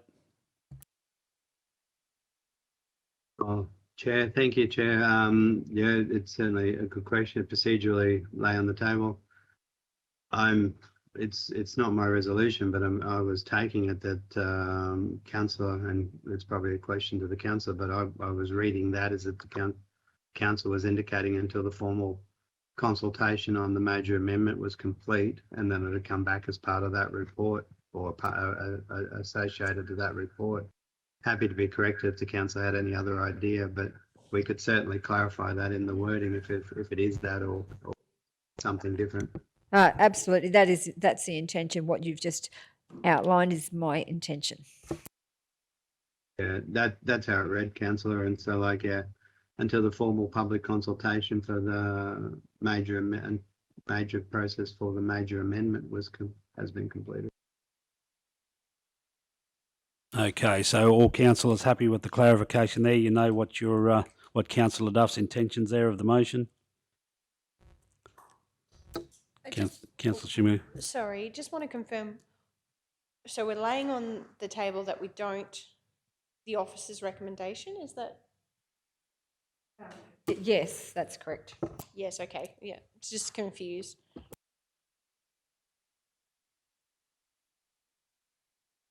Okay, so the amendment or the procedural motion that Councillor Duff has put forward, second by Councillor Henson, that the matter be laid on the table until the formal public consultation process for the major planning amendment has been completed to enable the applicant to provide further information on the rezoning of 1-5 Banksia Drive. And the officer's recommendation is above there. The South Bennett Regional Council does not seek approval from the Minister to amend the South Bennett Regional Planning Scheme to change the zoning of 1-5 Banksia Drive, Kingaroy from low density residential to local centre, shopping centre, and to undertake a further review of commercial retail parking requirements during the public consultation period of the amendment of the South Bennett Regional Planning Scheme. So the amendment and the sole purpose of Councillor Duff's procedural motion is to lay that motion recommendation on the table. So that's what we're voting on. We go to the vote now. All those in favour? We have Councillor Erkins, Councillor Duff, Councillor Potter, Councillor Henson and Councillor Jones in favour. Against? Councillor Shoemaker. The procedural motion is carried 5 votes to 1. We now go to 17, and it's a portfolio, natural resource management, compliance and environmental health, and we don't have any issues currently at this time to deal with. So we move on to item 18, portfolio, rural resilience and disaster recovery, parks, gardens, property and facility management and First Nations affairs, and 18.1, Mergen Pastoral, Agricultural and Horticultural Show Society Incorporated, transfer ownership of asset. The officer's recommendation that the committee recommends to council that for the purposes of the Local Government Regulation 2012, Section 2362, council decides by resolution that the exception in the Regulation Act 2361B applies to council in the disposal of the building assets as identified as the old cattle stalls on lease area C within Lot 7 on SP 217287, other than by tender or auction, to the community organisation Mergen Pastoral Agricultural and Horticultural Society Inc. because A, it is in the public interest to dispose of the assets without a tender or auction to the community organisation Mergen Pastoral Agricultural and Horticultural Society Incorporated, and B, the disposal is otherwise in accordance with the sound contracting principles. Do we have a mover? Councillor Potter, second. Councillor Henson, comments, questions, councillors? Councillor Duff. Just a question, because I wasn't part of the consultation process. I'm just wanting to, so that we're saying we're going to give them the asset, so then that they can actually, if they actually only want to dispose of half of it, and that, so in the actions that we're, in this particular recommendation, is it that they can just do that they've requested, that they can dispose of half and leave the rest to look after the Blaze Aid trailers for a period of time? Is that the intention of this? I'll just refer to Manager Poynton, because she has been involved in the conversations with the community organisation. So is that through you, Mr Mayor? I thank you. Through you, Mr Mayor. The resolution is gifting the whole asset because it would be very difficult to dispose of half an asset. The intention from the group is to pull down half the shed and retain some of that space to house Blaze Aid trailers. However, we will work with the group, with property team particularly, to ensure that how that's done actually on site ensures that there's still structural integrity of what's pulled down and what's left. However, if we can't maintain that structural integrity when half of it's pulled down, then the option there is to pull the whole thing down and just make other arrangements for housing the trailers. There is other space on the lease area to house those trailers if need be.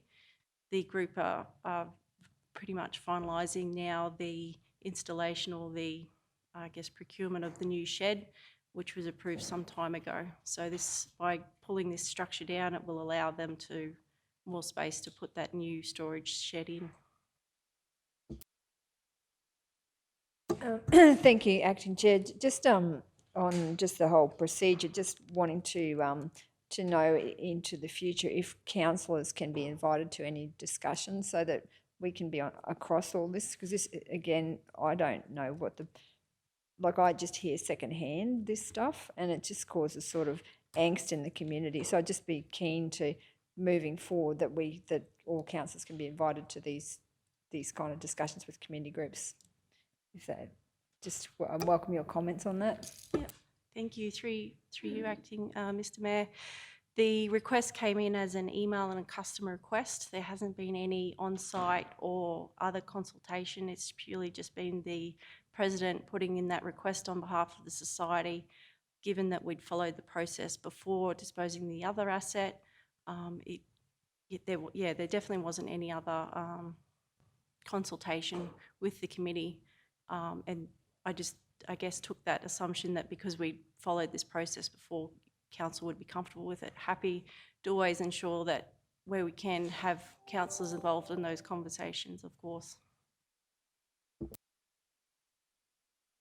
Happy with that explanation there, councillor? Yeah. Yes, Acting Chair. All righty, so we've had that that clarification there by in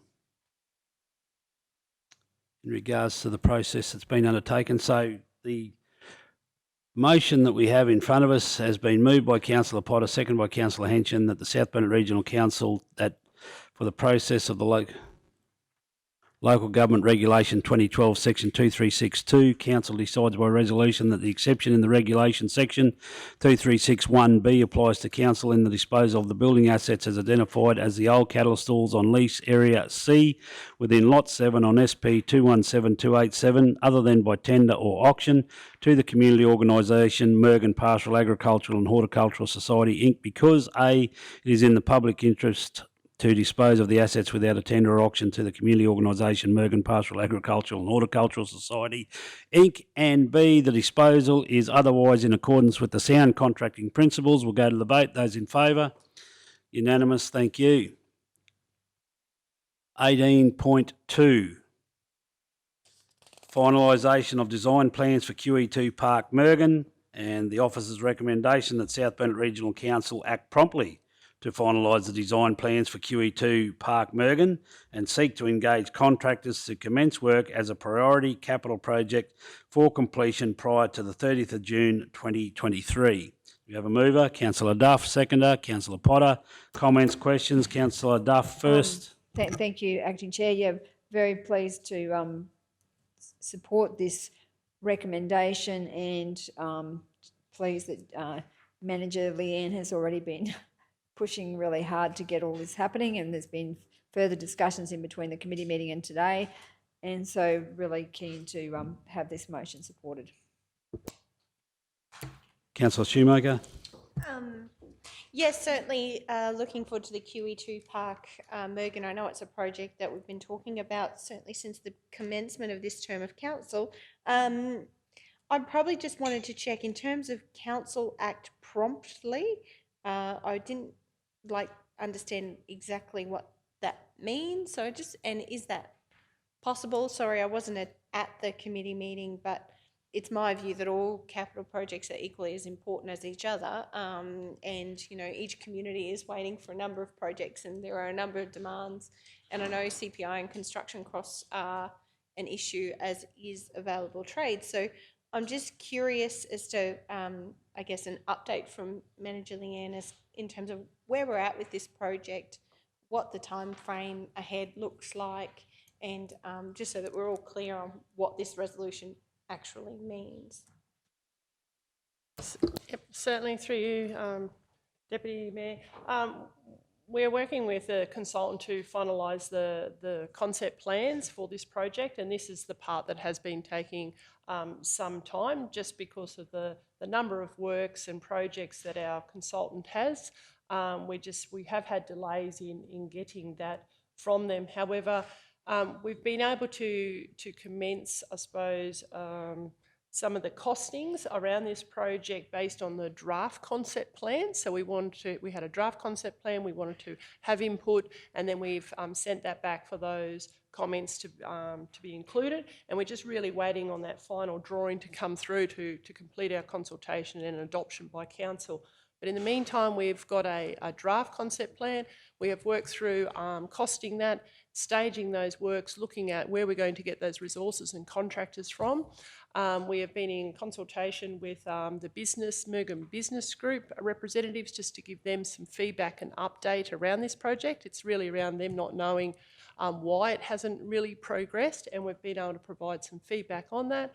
Shared with them also some of the sort of estimates around the costings, which has also been really good just to explain that some of the allocation that we've got in the budget is not going to be able to fully fund everything that's on that concept plan.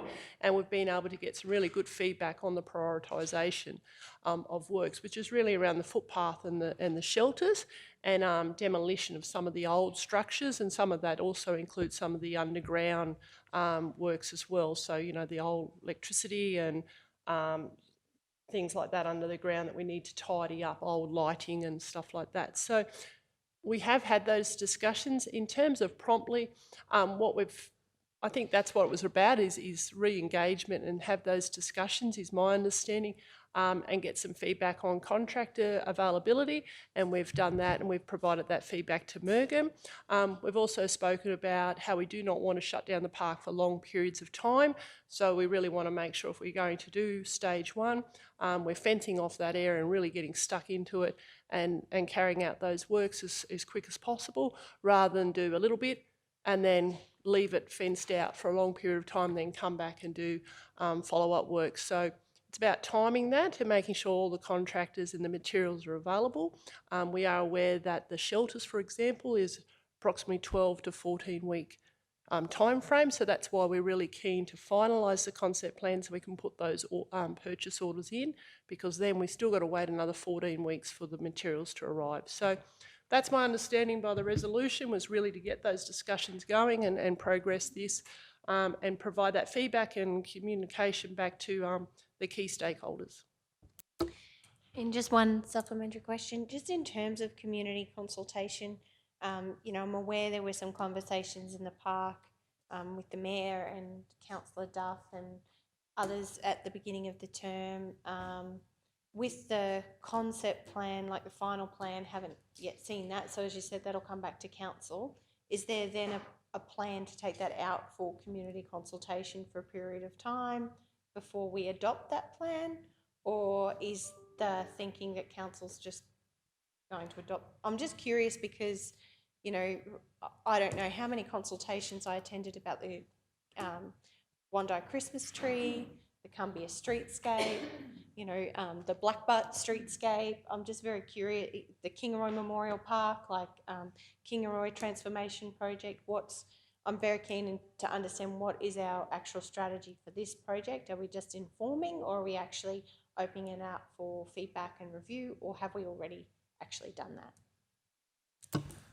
I would have felt with this project that there was a fair bit of community consultation done through early stages before we actually went to concept plan drawing stage. So there's a number of meetings that's already been held in Mergen. I would have felt that we've got, you know, a fair bit of feedback and we're finalising that concept plan.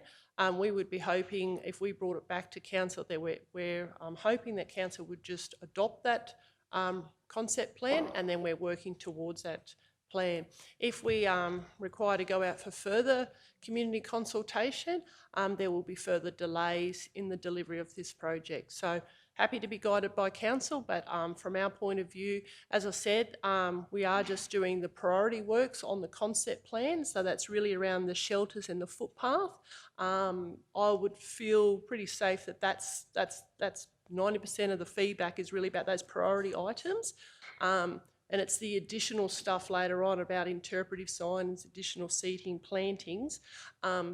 If that needs further input from the community as that project sort of evolves over time, because we certainly don't have the money for any of those other components at this stage. So we'll bring it back to council. We'll be guided by council at that point.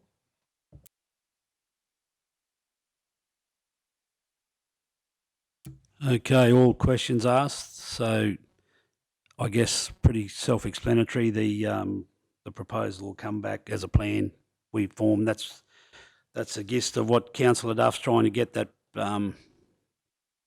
get it all rolling, the plan, the concept plan and all that up. And then we work out the final costings, because we have been caught before starting projects and not locking in those costs. So that's probably the route that we'll take. Is that right? Yes, councillor. It's difficult for us because there is already delays in this project. So it's difficult, but I think it's important for council to adopt their overall concept plan for staff to seek that direction and guidance to implement the concept plan. Yeah, so the contractors, to engage contractors to commence work as a priority capital project for completion prior to the 30th of June 23. Listening to what you said with the delay in supply for shelters, and that could be up to 3.5 months, that sort of stuff. So we need to get the concept plan done, and then staff, depending on what time they start, they will be hard pushed to get through to that 30th of June. But that's a date that we're looking at to try and have the completion done. That's correct. Yes, that's the date that we're working towards. Yes, that's correct. Alrighty, so the finalisation of the Councillor Duff. Oh, sorry. Finish up. So now I'm concerned about the whole, because you were hoping to order the shelters fairly soon. So that would still, now it's saying that the shelters and all that would have to come back to council before we can even order the shelters, because I think it's months and months, isn't it, to get the shelters? That's right. It's 12 to 14 weeks for the shelters. My understanding, councillors, is that's what we have tried to do with a lot of these projects in parks, is that you adopt a concept plan. Yeah. And that gives us clarity on what council wants, and we're confirming that. And that's a message then we can send to the community that this is their concept plan. The urgency is really around delivering the concept plan from our landscape architect. We are consistently putting pressure on that supplier, and we hope to have that here in the next couple of weeks. It would be great to bring it back to council in November and have you adopt the concept plan. But that's my understanding. Concept plan first for approval, and then as soon as that is approved by council, then we would be submitting the purchase orders for the materials. From our point of view, there's a lot of work behind the scene in getting estimates, talking to contractors and suppliers about availability, so we can just understand what's on the books for all of those suppliers that we're asking for coming in the new year, so we can sort of guide our project management, because as you can appreciate, we've got a lot of projects to deliver after Christmas, so it's important for us to have those conversations with the contractors, and that's what we're doing at the moment. So that would be awesome. Thank you. If we can have the concept plan back by November, that would be awesome. Thank you.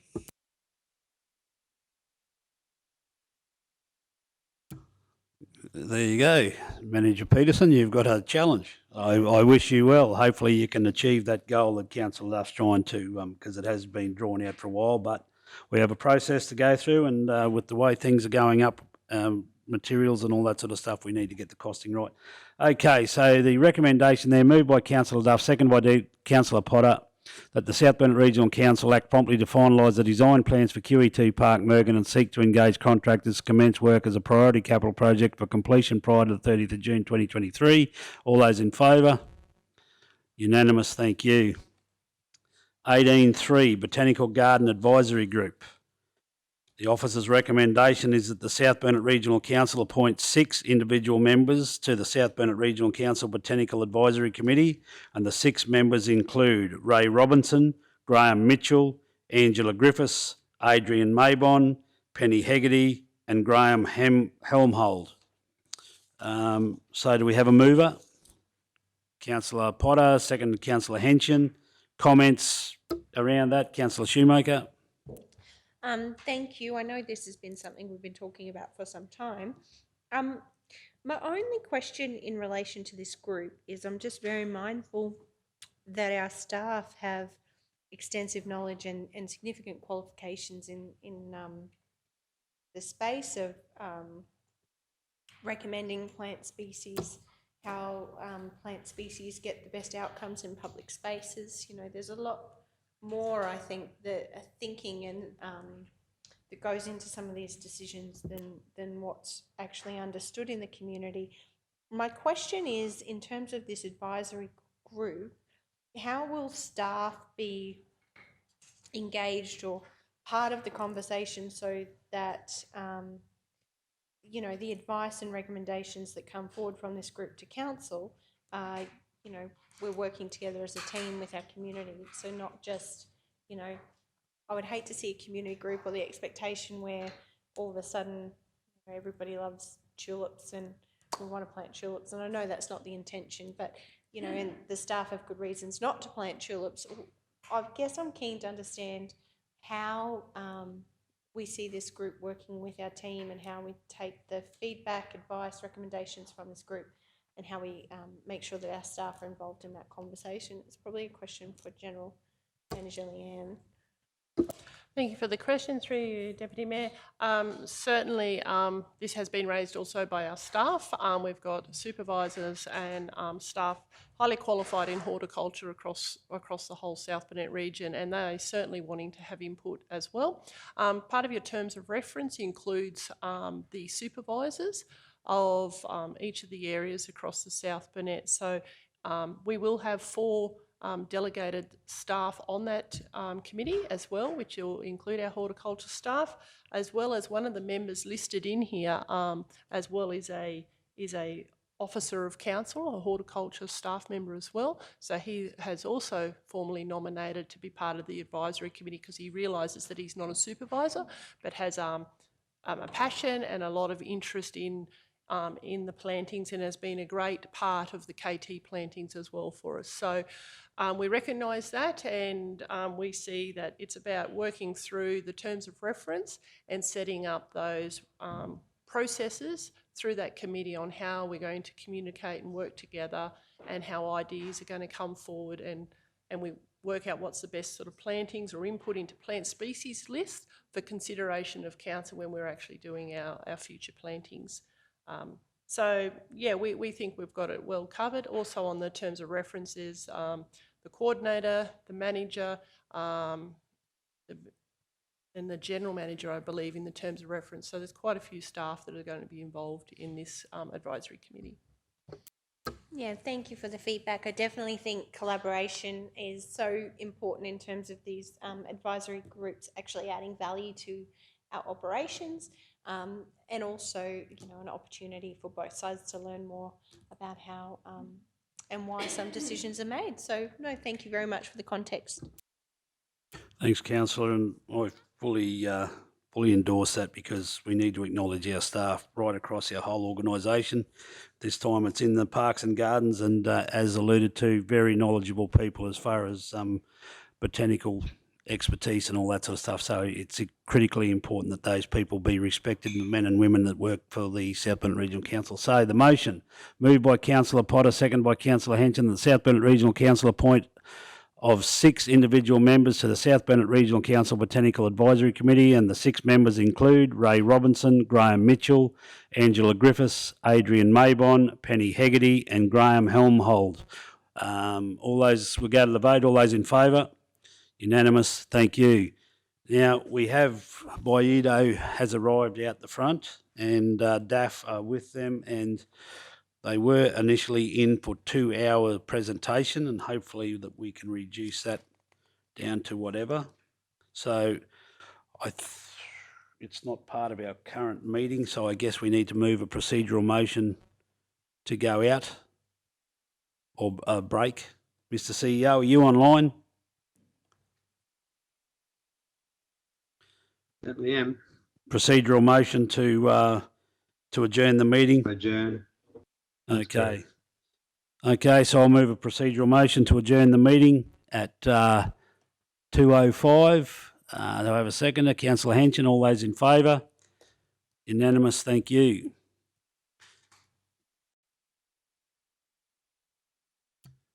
Okay, thank you everybody, and I'll now move a procedural motion that we move back in and continue the general meeting. Do I have a seconder? Councillor Erkins, all those in favour? Unanimous, thank you. We move on now to item 18.4, the Proston Railway Park sculptor update, and Councillor Duff. Thank you, Acting Chair. Just wanted to change the wording of the motion as it's on the books to delete in the current location. So that just is the Weena cattle statues are installed on a concrete slab and the Christmas tree footings to remain in Railway Park. Proston, yes. Okay, so Councillor Duff has moved an amendment to the South Bennett Regional Council note that 1, the Weena cattle statues are installed on a concrete slab, and 2, that the Christmas tree footings to remain in Railway Park, Proston. Do we have a seconder? Councillor Erkins. Councillor Duff to speak.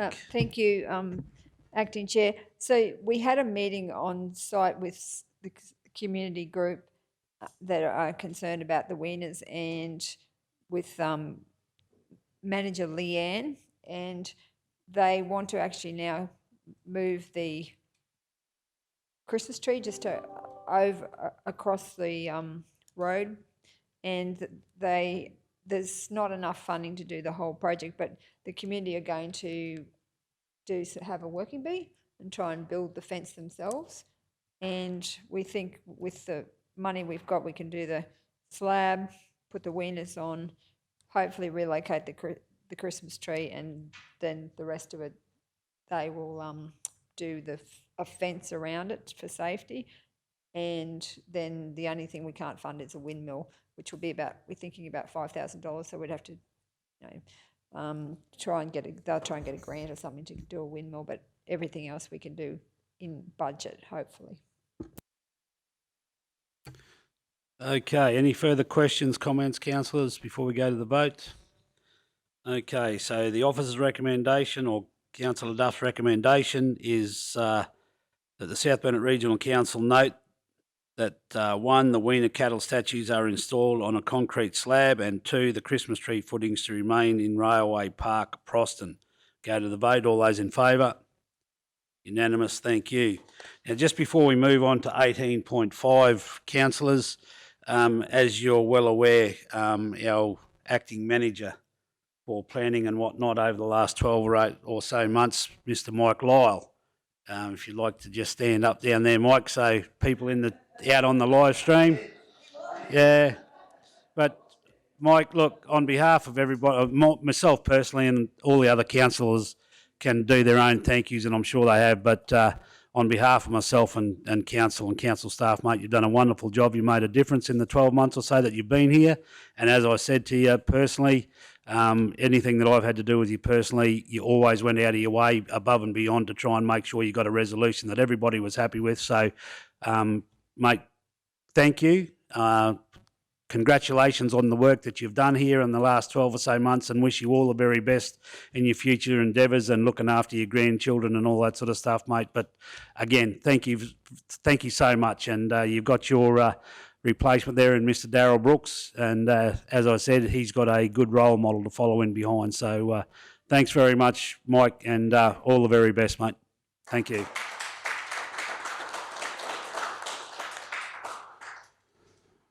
Okay, you can depart the building now, mate. Sorry to hold you up for so long, but we got there in the end. Yep. Mike's last day here, so thanks very much. Thanks, Darryl. 18.5, clearing of the vegetation at Capenic Park, Boat Mountain. Our officer's recommendation that South Burnett Regional Council, 1, investigate the vegetation mapping requirements and potential safety issues and bring a report back to the December Livability Standing Committee meeting. The report is to include written consent from the private landholder to clear vegetation and indemnify council against works completed, and 2, to include options regarding the vegetation currently obstructing the viewing area from Capenic Park, Boat Mountain, and seek quotes for the construction of a modest timber viewing platform at the park. The report is to be brought back to the December Livability Standing Committee meeting to include costings. Do we have a mover? Councillor Duff, seconder, Councillor Potter. Questions? Councillor Duff. Thank you, Acting Chair. Just wanted to say that I think that this has been discussed considerably at the Standing Committee meeting, and just wanting to support it. It started with the President of the Murgon Business Association wanting us to do something about the fact that a lot of the visitors that go around that Boat Mountain area can't actually see the view, and he wanted us actually to go along and slash inlets so that people could walk across. But in the meeting that we had, it seemed more appropriate to actually just work on the park we already have and just make it the place where people could go and get a good view of that magnificent Boat Mountain area. So that's the thoughts behind this motion. Thank you. Thank you. Councillor Shoemaker. Thank you, Deputy Mayor. Certainly understand the intent, and yes, absolutely agree. It's a beautiful place of the world there at Boat Mountain, and wonderful spot to stop and have a look. My concern is just around the fact that we're asking, it's now October the 26th, and we're asking for all of this information to come back by the December Livability Standing Committee. I'm just so mindful that this is a new project, and I am also so mindful that, you know, we've had reports today of other large capital projects that are on our to-do list that our team is already grappling with achieving. So it's not that I don't think that this is an important project. My concern is the December Livability Standing Committee a reasonable timeframe, and should we consider pushing this out till early in the new year? Is probably a question for General Manager Leanne, just in line with resourcing and ability to achieve this outcome. Is this actually possible? Thank you, Councillor. Through you, Deputy Mayor. Yes, I am reading this, and I am a little bit concerned that because it's not really the bit on the consent and landowner about talking to them about clearing the vegetation. The other component of this is actually seeking quotes for the construction of a modest timber viewing platform, which we don't have a design for. So someone would have to spec up a design to put that out to receive some sort of quotation. Now, we are struggling, to be honest with you, and probably putting all of our priorities into those the capital works projects that we currently have, and making sure we've got them locked in for after Christmas. So, yeah, new projects like this take us away from really delivery our current CapEx program. So, certainly agree it's very important, and we would love to be able to do that, but we would not be able to achieve definitely the design and quotation of a new timber viewing platform for the park before December Standing Committee. Thank you, Councillor Henson. Thank you, Deputy Mayor. Yeah, look, Councillor Shoemaker and Councillor Duff, certainly great idea. I'd just like to bring to the Chamber's attention that we're also working pretty hard on a viewing platform up in the wind farm area in Cooper's Gap, and it's been tabled to have Proston have a look out as well. So they've been tabled long before this, and I'd like to see those, if possibly. I'm not sure where the work is and the scoping on any of those projects. I know with the Cooper's Gap one, there's been a lot of talk and conversation around that, certainly over the last 12 or 18 months in relation to that, and we still don't have a viewing platform there. Proston came to our table. I think Councillor Duffy brought it to us that Proston wanted a viewing lookout as well. Would love to see them all done, but I think there's two that are in front of this project, and can certainly understand our staff and the workload on them, but happy for this to come back perhaps in the next year sometime, and we review it or look at it then. I'm not sure what my other colleagues feel in relation to that. Thanks, Councillor. Councillor Duff. Just thinking, I'm happy to amend it to investigate the vegetation mapping requirements and etc. Leave number 1 in, and to include options regarding the vegetation currently obstructing the viewing area from Capenix Park, and leave out this and see quotes for the construction of a modest timber viewing platform at the park. Just leave all that out and just have the quote and the support from the landholder to come back to December, just so that it can be progressed, but not, I agree, the viewing platform, it would be a budget process. So if we could just at least get that process happening. I know the landholder is keen to support the project. We've had the discussions with him. It'd be just a matter of getting a quote and seeing what that would cost. I'd just like to see that part progressed, if possible. Again, Councillor, just listening to the comments and all that sort of stuff, the report back to the December livability. You don't interested in January, February? I was just going to delete the part about the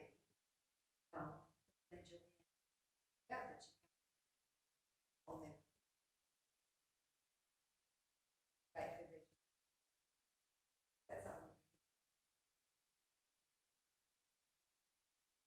Sorry. Yes, happy to try to have those conversations with the private landowner and get that consent going, but also we'll need to do our research on the Vegetation Management Act just to make sure that we are providing good advice and understand the requirements there. That could come back at a December council meeting, which for us to prepare that's only, that is a few weeks away before we're preparing those reports. So it's all very tight because the report would have to go to a standing committee meeting, which is actually at the 30th of November. So yes, time is precious at the moment. I would prefer, to be honest with you, that we do push it out for January.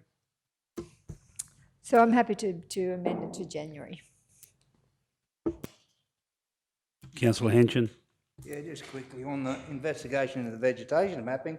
The rules and regulations have changed around that just recently, but anybody can go on and download their vegetation maps to find out as to whether and what is possible there to start with. So I don't know, has there been any investigation into that? Because you can get on a computer and look at that within 5 minutes. So the landholder said yes, they can. It is all doable, but council needed to ground truth that.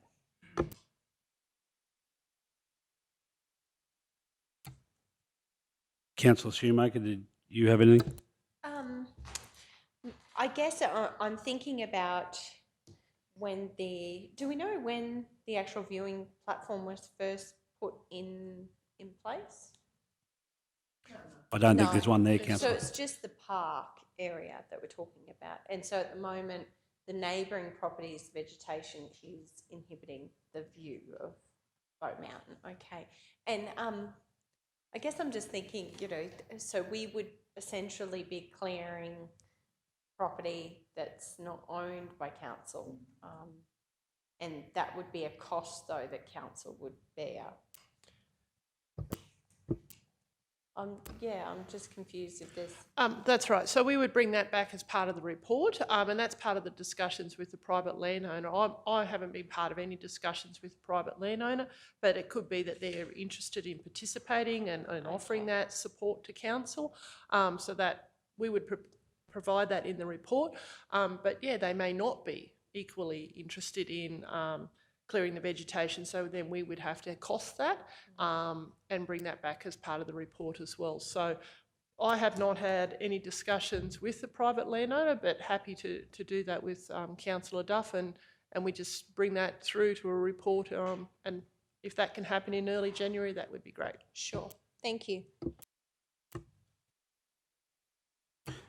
Yeah, the report is to include written consent from the private landholder to clear vegetation and indemnify council. So the written consent needs to indemnify council against any works completed, any future rehabilitation works and all that. Was the idea of that there. So, all right. Any further questions before we? I'll go through again the motion that's been put forward and amended. Councillor Duff and Councillor Potter, you happy with the changes? Yes. Yes, thank you. Okay, so the motion that we have in front of us that we're about to vote on is moved by Mr. CEO, yes? Generally and traditionally, we do not run standing committees in January, given particularly that's where we are impacted with staff leave. So the first meeting of January would be the ordinary meeting. So if that has been pushed out to January, just drop out standing committees into the January ordinary meeting. No, Mr. CEO, I think councillor... Sorry, we changed it to February. Yep. Going to February, Mr. CEO. Yep. February standing committee, yep. Okay, wonderful. I agree with that. Thank you. Okay, so here we go. Before we get any more changes, the clearing of vegetation, Capenix Park, Boat Mountain, moved by Councillor Duff, second by Councillor Potter, that the South Burnett Regional Council, 1, investigate the vegetation mapping requirements and potential safety issues and bring a report back to the February Livability, Governance and Finance Standing Committee meeting. The report is to include written consent from the private landholder to clear vegetation and indemnify council against works completed, and 2, to include options regarding the vegetation currently obstructing the viewing area from Capenix Park, Boat Mountain. We go to the vote. All those in favour? Unanimous. All those in favour? Councillor Shoemaker, Erkins, Duff, Potter, Jones. Against? Councillor Henson. Okay, the vote carried 5-1. 18.6, potential Christmas decorations, flags, Nanango. The officer's recommendation that 1, the potential replacement reinstallation of Christmas banners and Christmas decorations to the Nanango streetscape to be considered in the 23-24 budget, and work with community organisations to look at alternative funding opportunities, and 2, further consultation and risk assessments be conducted with Ergon Energy, Department of Transport and Main Roads and business owners. We have a mover, Councillor Erkins. Seconder, Councillor Henson. Councillor Erkins, any comments? Oh, yeah, I'm not sure whether I'm actually moving that motion. I had a couple of questions through you, Deputy Mayor. When we were here last time, somebody said that all those posts were gone. Let me explain. It's posts, so some of them are power poles and there are other posts, and they've got 2 arms, 2 brackets come out. Well, they're still there. But anyway, I'm thinking now, after speaking to NAPTA, that they actually have different types of banners that they've got for the 175 years, so it's been a long day, 175-year celebrations. And I think what they actually have got are like those barley flags, which I don't think they will need council to put up. Your idea of a flagpole, they'd already gone and got. So then barley poles that, they hang up. I think that's what they've got for some, but there are some other banners that they've got, call flute banners, which I think they may have been thinking were going to go on those things, but I wasn't at their last meeting, so I'm not 100% sure. So, maybe if we can just leave this until I find out exactly what they have got and what they're proposing to go up for the 175 years. I think the Christmas ones, just go with the Christmas tree at this stage, and let's look at what they've got and what we can do for the 175 years. So, Councillor I'm Erkin, happy for that to lay on the table until I bring back the other. Yep. so Councillor Erkins, you want to move a procedural motion? Yeah, proceed, that we leave that lay on the table. Yes. Okay, so we've got a procedural motion moved there by Councillor Erkins. Now, Mr CEO, have we... Sorry, can we just do that for the next meeting? Because they do already have those banners. So if I can bring that back to the next meeting, then we can make a decision on whether it's practical for them to be able to go up or not. What meeting would that come back to? What would that sit under? Livability? Yeah, we probably just need to talk to NATDA and have a look at the signs and what they're proposing, because as I said in the report, we don't actually have any approval from Ergon Energy or TMR for any new signs or flags or teardrop flags to be placed in the main street. So we probably just need to do our homework with NATDA to find out what it is that they want, and then what are the requirements for Ergon or DTMR before we bring the report back. I think the issue was that the signs were actually already ordered by the previous committee, who all then resigned. Heritage has actually paid for those signs, so the signs actually are done. So it's where we can, the best way that we can get them up. Councillor Erkins, is the motion there? Read that. Are you happy with that? Read it. Meeting. It's in front of you there. Sorry. Yep. Thank you. Okay, do we have a seconder? Councillor Henson, any comments, questions? Oh, it's a procedural motion. We go straight to the vote. All those in favour? Unanimous decision. Thank you. 18.7, support for the CTC Safer Communities Program. The officer's recommendation that the council, 1, support the CTC Safer Communities Program by waiving the following fees and charges for the remainder of the 22-23 financial year to provide cooking classes and events for the South Burnett youth. A, public swimming pool private hire up to 6 community events per public pool at an operational cost to council of up to $6,480. And B, public hall kitchen hire up to 6 cooking classes per facility. Do we have a mover? Councillor Potter, seconder. Councillor Shoemaker. Councillor Potter, wish to speak? Councillor Erkins, you've got your light on. Any? With that, do we for the pools, do we have to have any agreement with the proprietor at the pools, because they... Yes, we have had a chat to each of the pool managers about this.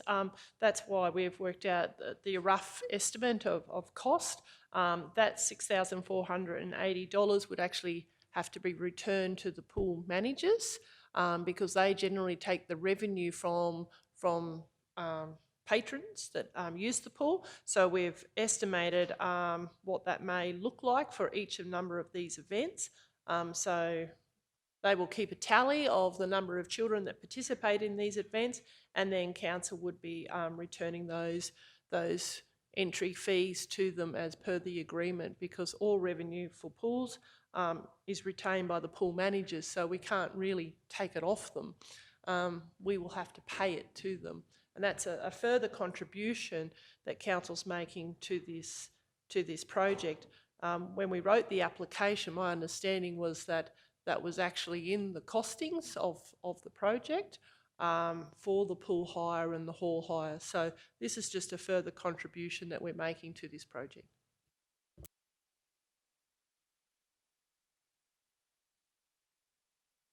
Happy with that explanation, councillor? I'm happy with the explanation, but I think, you know, it's a lot of money because the hire of the kitchens also, you know, that's an in-kind support, and then we're actually also putting, but there may not be that many kids go to it either. So would that be the top figure? I'm not sure. It depends on the weather event of that day. If it's extremely hot day, we could get hundreds of kids. That's what we hope for in a pool. But yeah, we can't. We're not capping it. We're not. Yeah, we're just supporting, and we've just come up with an average number, and planning to put some parameters around it for CTC as well. So it's not something that we're offering every day for the entire opening of the pools. That's why we're recommending to council 6 community events. So it's something that is, restricted, I suppose, in one way, or reduced in one way, so it doesn't actually blow out additional costs for council. But certainly it's a further contribution that we're making to this project. Thank you. Any further questions? Okay, we have the motion there, moved by Councillor Potter, seconded by Councillor Shoemaker, that the South Burnett Regional Council support the CTC Safer Communities program by waiving the following fees and charges for the remainder of the 22-23 financial year to provide cooking classes and events for the South Burnett youth. A, public swimming pool private hire up to 6 community events per public pool at an operational cost to council of up to $6,480, and B, public hall kitchen hire up to 6 cooking classes per facility. All those in favour? Unanimous, thank you. Move on to item 19, Portfolio, Tourism and Visitor Information Centres, Sport and Recreation and Commercial Enterprises. 19.1, Grant Application, Flexible Funding Grants. The officer's recommendation that the South Burnett Regional Council endorse the development and submission of an application to the Flexible Funding Grants Initiative to deliver a community wellbeing event at Bajelki Peterson Dam. Do we have a mover? Councillor Duff, seconder. Councillor Potter, comments, questions? All good. We'll go straight to the vote. All those in favour? Unanimous. Thank you very much. That brings us item number 20, information sections, questions on notice. We have none of. Rural Services, Natural Resource Management, Planning and Compliance Services, none of. So we now move into the confidential section, and the officer's recommendation that council considers the confidential reports listed below in a meeting closed to the public in accordance with section 254J of the local government regulations, and 23.1, 23.2, minor request for tender, council land investigations, financial hardship. So I'll move a procedural motion that we now go into confidential session. Do I have a seconder? Councillor Henshin. All those in favour? Unanimous. Thank you.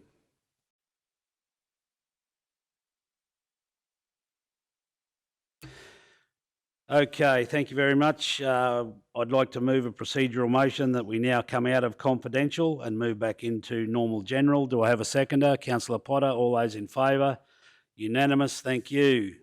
Item number 1.1, minor request for tender, number SBRC 22-2305, Kingaroy lighting upgrade. The officer's recommendation that the South Burnett Regional Council 1 award tender number SBRC 22/2305 Kingaroy lighting upgrade to Rowan Trading Proprietary Limited, ATF Alan Rowan Family Trust trading as Wards Electrical and Communications for the tendered price of $407,786 excluding GST. 2, allocate $30,000 from the 22-23 capital works budget for the Wandai Aerodrome to the lighting upgrade at the Kingaroy Aerodrome. And 3, provide $60,000 additional capital works funding in the second quarter review. Do we have a mover? Oh, we don't have to, do we? Yes, we do. Yes, we do. Do we have a mover? Sorry. Councillor Potter, seconded.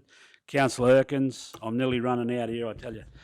Sorry. Councillor Duff. And Chair, So, CEO Mark, I just want to ask you: is it worth actually putting in there that we reallocate that into the next year, or do we just is that necessary? Yeah, I was going to make suggest Chair Mover and the leave of the meeting that allocate $30,000 for the 22-23 capital work, or reallocate would be probably the better, from One Day Aerodrome to the King of Road Aerodrome.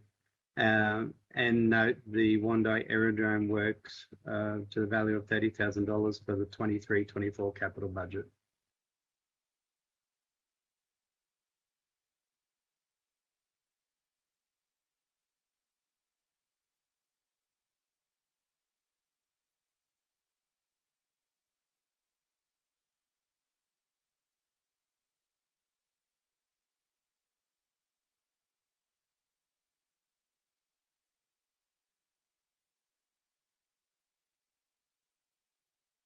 Is that what you're looking for, Mr. CEO? This is lovely. Chair, thank you. Okay, Councillor Potter, Councillor Erkins, happy with that update? Yes, I am. Thank you. Okay, we'll go to the vote. All those in favour? Unanimous, thank you. 1.2.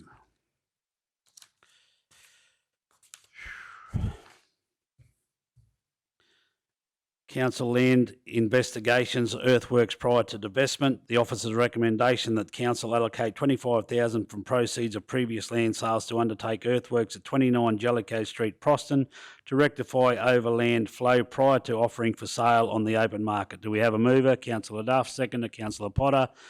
I don't think we need to go into any conversation. All those in favour? Unanimous, thank you. 1.3, the one we've been looking for.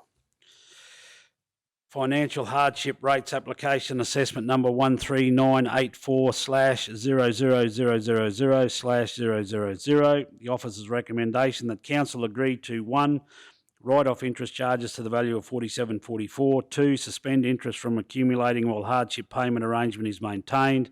3. Request the owner enter into a payment arrangement for assessment number 13984/0000000, $120 per fortnight, commencing 1st of December 2022 for a period of 12 months. 4. Payments increasing to $140 per fortnight from the 1st of December 23 for a period of 12 months. 5. Payments increasing to $170 per fortnight from 1st of December 24 for a period of 12 months. Payments increasing to $190 per fortnight from the 1st of December 25 for a period of 12 months under normal rate arrangement conditions. 7. Payments increasing to $210 per fortnight from the 1st of December 26 for a period of 12 months under normal rate arrangement conditions. 8. No interest will be charged on overdue rates if the agreed payments are maintained. 9. A review of this payment plan monthly or at other times if council is advised that the applicant's circumstances have changed significantly. 10. The expiry of this payment plan upon payment in full of all outstanding rates and charges. And 11. The General Manager of Finance and Corporate be authorised to negotiate a suitable payment plan should the applicant reject or request a variance of this payment plan. Do we have a mover? Councillor Potter, seconder, Councillor Erkins. All those in favour? Unanimous. Thank you. That brings us to the end of a very long day, so thank you all for your participation, all your senior staff, all the councillors, anybody that's been patient enough to sit on. If you're sitting at home watching this, I hope you had a lot of cups of coffee to get through it, but thank you all, and I now call the meeting closed at 4:40. Thank you all and have a safe trip home.